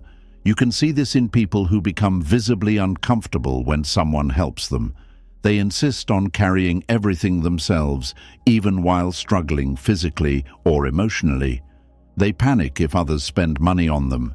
They reject compliments. They dismiss concern quickly. Not because they are arrogant, because receiving feels emotionally unsafe. This is why learning to let yourself be helped requires retraining the nervous system slowly. Small acts matter, allowing someone to listen fully, allowing someone to help without immediate repayment, allowing yourself to say, "I'm having a hard time," allowing someone to sit beside you while you cry, allowing care without turning it into debt. These small moments begin teaching the body something new. Support does not always end in humiliation. That lesson can change an entire life, because many people have spent years trapped inside emotional survival mode. They became hyper-capable because capability protected them from disappointment. But capability without softness eventually becomes loneliness. There is no prize for suffering alone forever. There is no spiritual award for emotional starvation. There is no enlightenment hidden inside refusing every form of support until collapse. Sometimes the wisest thing a person can do is let another human being help carry the weight for a moment. This requires humility too. Humility says, "I am human enough to need support sometimes." Pride often says the opposite. Pride says, "I should not need anyone," but Buddhist wisdom gently dissolves pride because pride often hides fear. Fear of vulnerability, fear of weakness, fear of rejection. True peace is softer. True peace allows interdependence without shame. It allows someone to care for you without feeling like your dignity disappeared. And dignity does not disappear through receiving help. In fact, sometimes dignity deepens through honesty. A person honestly admitting, "I need support right now," may actually be more emotionally courageous than someone pretending endlessly that everything is under control. Pretending is exhausting. Truth is freeing. Not easy, but freeing. This freedom becomes especially important during difficult life seasons. Illness, grief, burnout, depression, financial struggle, emotional collapse. These experiences reveal how fragile human control really is. Nobody remains endlessly strong forever. And when life humbles you, allowing support can become sacred. Not because dependence feels pleasant immediately, because support reminds you that your suffering matters too, that you are not invisible, that you are not abandoned completely, that your humanity deserves gentleness too. Many people cry the first time someone helps them without judgment because their nervous system expected criticism instead of compassion. This reveals how deprived they were emotionally. The body remembers tenderness deeply when it has gone without it for too long. Buddhist compassion asks us to become softer towards suffering, not harder. Yet many wounded people become extremely hard with themselves. They demand impossible strength. They criticize themselves for struggling. They treat emotional exhaustion like personal failure. This harshness blocks support because the person no longer believes they deserve care unless they have completely earned it. But compassion cannot flow into a heart that believes it must constantly justify its pain. At some point, you must stop asking whether your suffering is serious enough before deserving support. If you are hurting, that matters. If you are exhausted, that matters. If you are overwhelmed, that matters. Not because you are weak, because you are alive. And living beings require care sometimes. One of the most painful illusions modern culture teaches is that needing help makes someone less respectable. But some of the strongest moments in life involve allowing yourself to stop pretending, allowing yourself to say, "I can't do this alone right now." That honesty creates connection, because many people around you are secretly carrying the same fear, the fear of appearing weak, the fear of burdening others, the fear of being emotionally needy.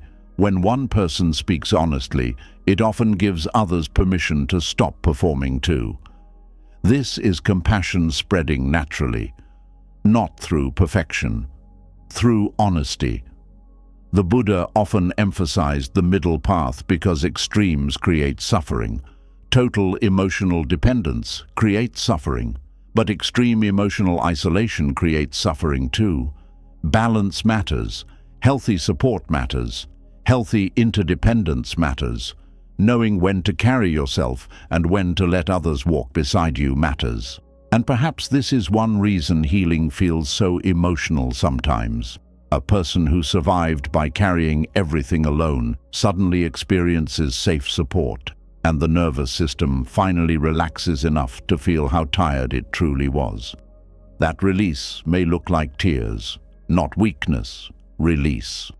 Release from years of emotional armor, release from constant vigilance, release from pretending everything was manageable.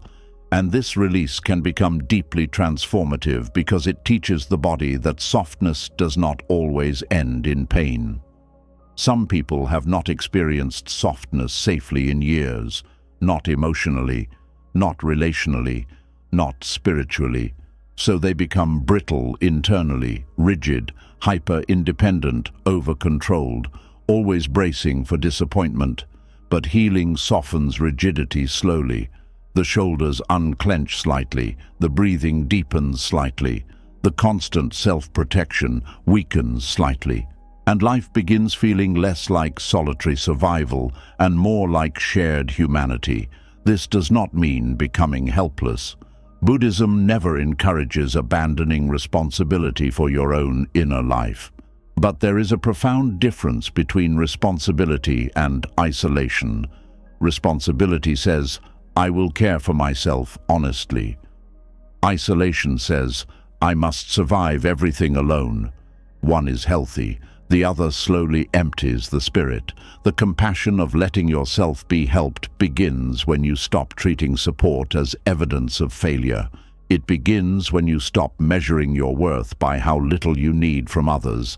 It begins when you understand that needing care during painful seasons does not erase your dignity. You are not less wise because you need comfort, not less spiritual because you feel overwhelmed, not less lovable because you require support, not less strong because life became heavy. The tree bending during storm is not weak. It is surviving wisely. And perhaps you too are allowed to bend sometimes instead of forcing yourself to remain emotionally rigid forever. Because rigidity may protect temporarily, but softness heals. Softness says, "I trust this moment enough to stop fighting support." Softness says, "I will let someone care about me." Softness says, "I do not have to carry every burden in silence." That softness is sacred, not fragile. Sacred.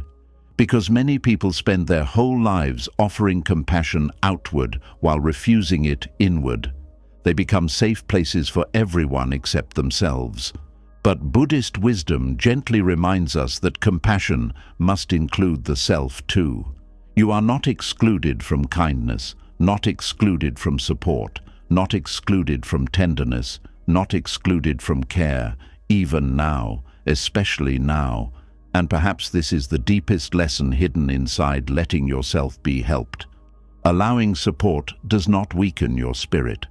Sometimes it is exactly what allows your spirit to keep living without collapsing under unbearable weight. You were never meant to become emotionally invincible. You were meant to become fully human, a human being capable of loving others deeply while also allowing love to reach them too. A human being capable of strength without denying softness. A human being capable of wisdom without rejecting tenderness. A human being finally learning that receiving compassion does not make them selfish, weak, or burdensome. It makes them alive. And maybe, slowly, your tired heart can begin trusting that truth enough to stop carrying everything alone. And after learning the compassion of letting yourself be helped, another quiet fear often begins revealing itself underneath the surface. Many people are not only afraid of needing support, they are afraid that exhaustion itself makes them undesirable. They secretly believe they are easiest to love when they are energetic, productive, emotionally available, cheerful, strong, and endlessly capable. So the moment tiredness appears, shame appears with it. And tonight, we are going to sit gently beside one of the deepest hidden fears many people carry, the fear that being tired makes them less worthy of love. There is a kind of exhaustion that changes how a person sees themselves, not just physically, emotionally, spiritually, mentally. The person begins moving through life more slowly. Messages become harder to answer. Smiling takes more effort. Social interaction becomes draining. Even simple responsibilities start feeling heavy. And during those moments, something painful often happens inside the mind. The person begins apologizing for their tiredness, not always out loud, internally. They start thinking, I'm not as fun anymore. I'm not as useful anymore. I'm not giving enough. I'm becoming difficult to love. This fear quietly destroys many people from the inside because they no longer allow themselves to rest peacefully. Instead of treating exhaustion like a signal that compassion is needed, they treat it like evidence of failure. But tiredness is not moral failure, it is human reality. The Buddha understood deeply that human beings suffer not only because pain exists, but because they resist pain with shame and self-judgment. Tiredness itself is already difficult. But when the mind adds, you are becoming less lovable because of this, suffering multiplies. Many people have lived so long in performance mode that they only feel valuable when functioning at full capacity. They believe love must constantly be maintained through energy, usefulness, emotional availability, beauty, productivity, or positivity. So when exhaustion arrives, panic follows, because tiredness threatens the identity they built to remain worthy. This is especially true for people who became emotionally useful early in life. Maybe you became the helper, the responsible one, the comforting one, the achiever, the strong one, the dependable one. Your identity became connected to what you could provide. So now, when your energy disappears, you feel like your value disappears too. This creates enormous inner pressure.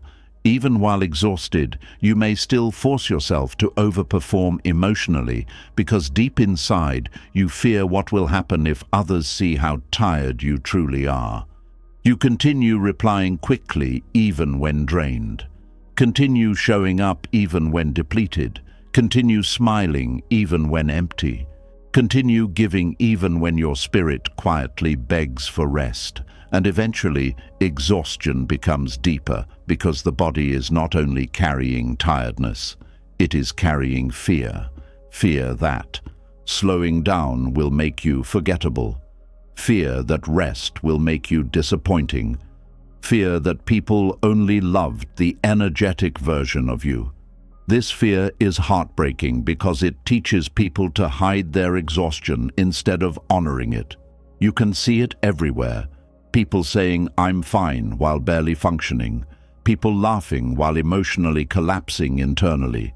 People continuing to help everyone else while secretly hoping someone notices how tired they are without them having to ask. And perhaps the saddest part is this. Many exhausted people still feel guilty for resting. They rest physically while mentally attacking themselves the entire time. You should be doing more. You're becoming lazy. Other people handle more than this. Why can't you just push harder? This inner harshness prevents true restoration because the nervous system never fully relaxes. The body lies down, but the mind keeps whipping the soul relentlessly. Buddhist compassion offers a completely different approach. It asks, what if your tiredness deserves gentleness instead of punishment? That question changes everything.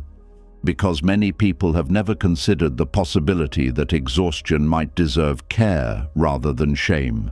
They only know how to judge themselves for needing breaks, judge themselves for emotional fatigue, judge themselves for burnout, judge themselves for not being as available as before, judge themselves for becoming quieter, slower, softer, or more withdrawn during difficult seasons. But the human spirit was never designed to operate endlessly without rest. Even nature rests. The ocean has tides.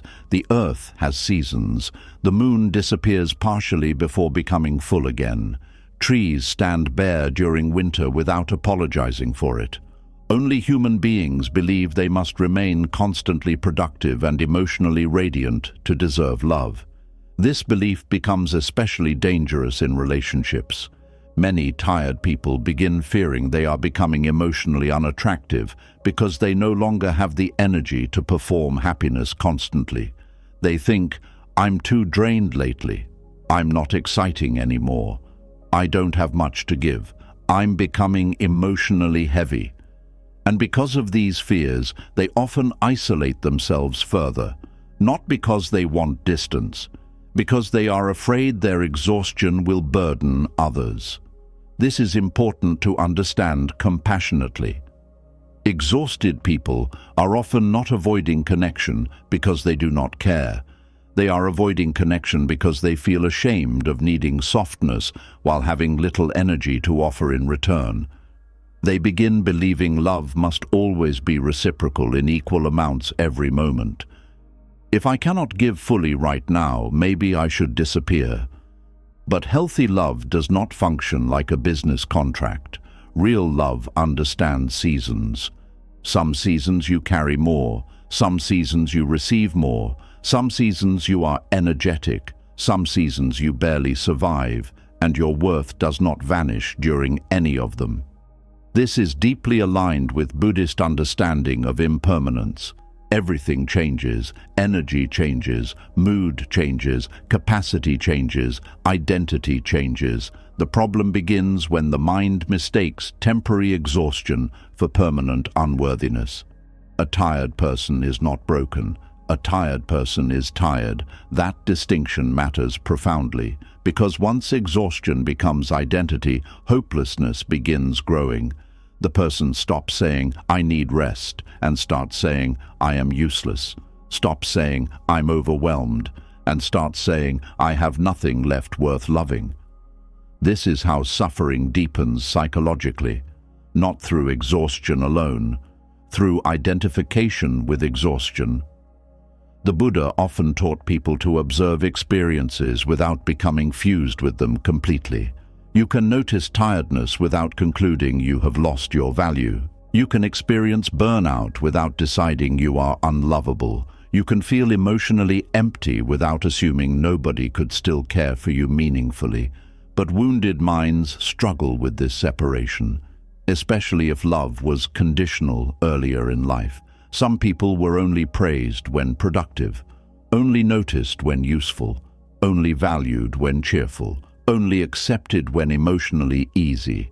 So now exhaustion feels dangerous because it interrupts performance. And without performance, they fear abandonment. This fear silently drives countless people into chronic overexertion. They continue pushing themselves past healthy limits because stopping feels emotionally unsafe. Rest becomes terrifying. Not because rest itself is bad, because stillness exposes vulnerability. In stillness, the person feels how tired they actually are. In stillness, emotions rise. Loneliness rises. Grief rises. Fear rises. And perhaps most painfully, the realization rises that they spent years earning love through output rather than receiving love through simple existence. That realization can feel devastating at first, but it can also become liberating, because once you see the pattern clearly, healing becomes possible. You begin understanding that your exhaustion does not erase your humanity. You begin understanding that tired people still deserve tenderness. You begin understanding that slowing down does not make you less meaningful. This is difficult for people conditioned to associate worth with usefulness. They may genuinely believe they become harder to love when low energy, but often this belief says more about old wounds than current reality. Safe people do not stop caring because you become tired. Compassionate people do not withdraw love because you need rest. Mature love does not require endless emotional entertainment to survive. But wounded hearts expect abandonment automatically because they learned early that approval depended on performance. This creates a painful cycle. The person becomes exhausted, then ashamed of exhaustion, then afraid others will notice, then overperforms despite depletion, then becomes even more exhausted. Eventually, the nervous system begins collapsing under the pressure. Anxiety increases, numbness increases, resentment increases, disconnection increases. But instead of listening to the body compassionately, the person often pushes harder, because they fear becoming not enough. This is where Buddhist wisdom becomes deeply healing. Buddhism does not worship endless productivity. It values awareness, balance, and compassion. It recognizes that suffering intensifies when people fight reality instead of listening to it wisely. If the body is tired, forcing endless performance creates more suffering. If the spirit is exhausted, pretending everything is fine creates more suffering. If the heart is overwhelmed, suppressing vulnerability creates more suffering. Compassion begins with honesty. Honesty says, "I am tired, not weak, not worthless, tired." That simple distinction can soften enormous amounts of shame, because tiredness is not a character flaw. It is not proof you failed spiritually, not proof you are becoming lazy, not proof you are less lovable. Sometimes it is simply evidence that you have carried too much for too long without enough gentleness. Many people have normalized chronic exhaustion because they live inside cultures that glorify overworking, overgiving, overproducing, and emotionally overfunctioning. The exhausted person is praised for pushing through, but rarely does anyone ask, at what cost? At what cost are you constantly overriding your body? At what cost are you denying your need for restoration? At what cost are you pretending strength while collapsing internally? Eventually, the soul reaches a point where it can no longer survive through force alone. And this moment often feels frightening because the person can no longer maintain the old performance identity. They cannot keep smiling endlessly, cannot keep carrying everyone emotionally, cannot keep functioning at unsustainable levels. So they begin fearing love itself may disappear. But real love often becomes clearer during tired seasons, because exhaustion reveals which connections are built on performance and which are built on genuine care. Some people only enjoy the version of you that entertains, helps, gives, performs, or produces constantly. Others stay gentle when your energy disappears. That difference matters very deeply, because love rooted only in usefulness will always feel fragile. But love rooted in compassion allows humanity, allows difficult seasons, allows quietness, allows emotional fatigue, allows rest. This is one reason tired people need self-compassion desperately. Without self-compassion, exhaustion becomes soaked in shame, and shame blocks healing. A person ashamed of their tiredness cannot truly rest because internally they believe rest must be earned. But rest is not a reward for collapse. Rest is part of being alive. The Buddha understood the middle path, partly because extremes destroy balance. Endless striving without restoration creates suffering. Endless self-neglect creates suffering. The body and spirit require rhythm, activity and stillness, giving and receiving, movement and rest. This rhythm is natural, but wounded people often fight natural rhythms because they fear what rest says about them. They fear appearing lazy, fear appearing emotionally difficult, fear losing admiration, fear losing identity, especially if they were once highly productive, social, energetic, or emotionally giving. Exhaustion then feels like personal failure instead of natural depletion. But you are not a machine. You are not designed for endless output. You are not spiritually superior because you ignore your limits. In fact, wisdom often begins where denial ends. Wisdom says, "I cannot continue living as though my body and soul are disposable." This realization changes how you relate to tiredness. Instead of attacking yourself immediately, you begin listening. What has exhausted me so deeply? What have I been carrying silently? What needs have I ignored for too long? What pain have I minimized? What pressure am I placing on myself constantly? These questions reveal that exhaustion often has emotional roots too. Some people are not only physically tired, they are tired from people-pleasing, tired from emotional suppression, tired from pretending, tired from hypervigilance, tired from overthinking, tired from surviving relationships where they never felt fully safe, tired from trying endlessly to prove worthiness. This kind of exhaustion reaches the soul, and soul-level exhaustion cannot heal through productivity. It heals through compassion, through honesty, through gentleness, through slowing down enough to stop abandoning yourself internally. Many people fear softness because softness feels unproductive, but softness is often where healing begins. A soft conversation, a soft place to rest, a soft voice replacing inner cruelty, a soft moment of admitting, "I cannot keep doing this to myself." That softness matters profoundly, because tired people are often starving for permission to stop fighting themselves constantly, permission to breathe, permission to rest, permission to exist without performing cheerfulness every second, permission to not have everything together. And perhaps the deepest healing comes when someone finally realizes this. Being exhausted does not erase your right to love, not from others, not from yourself. You do not become emotionally disposable because life became heavy. You do not lose your beauty because your spirit became tired. You do not stop mattering because your energy changed. In fact, tiredness often reveals how much tenderness a person truly deserves. A person carrying invisible pain deserves gentleness.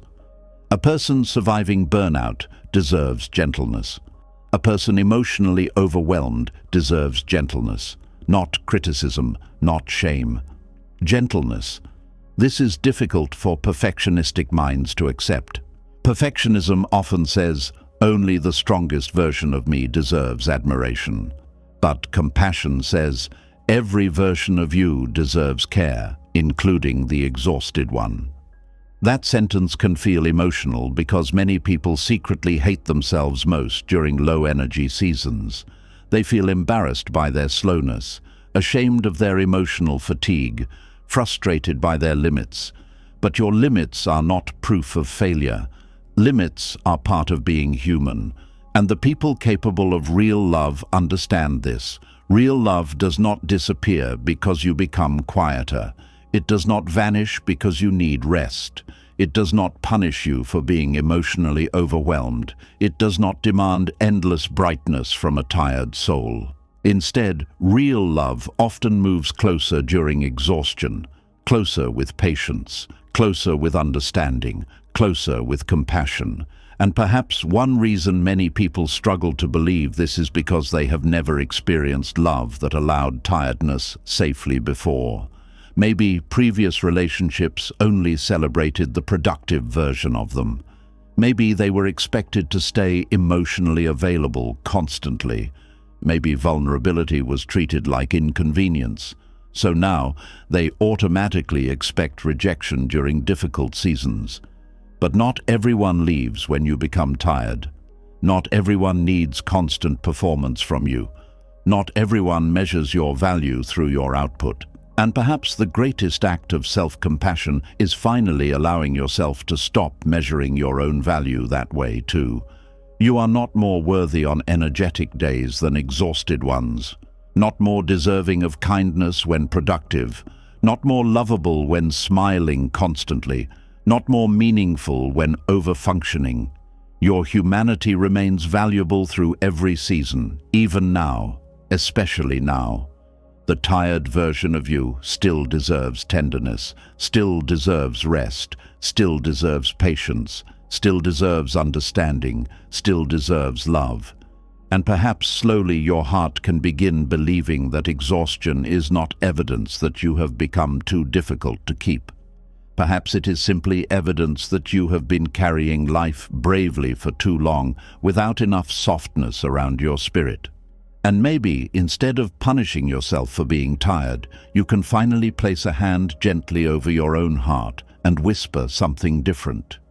You do not need to earn rest. You do not need to apologize for exhaustion. You do not become less worthy because your soul needs time to breathe. Because being tired does not make you less lovable, it makes you human. And humans deserve compassion, especially when they are weary. Tonight you were reminded of something the wounded mind often forgets. Your worth was never created by how useful you are, how productive you are, how strong you appear, or how much you can give to others before collapsing. Beneath the exhaustion, beneath the rejection, beneath the fear of being a burden, there is still a human soul worthy of compassion, rest, connection, and love. You learned that tiredness does not make you less lovable. Empty seasons do not define your identity. Rejection is not proof of unworthiness.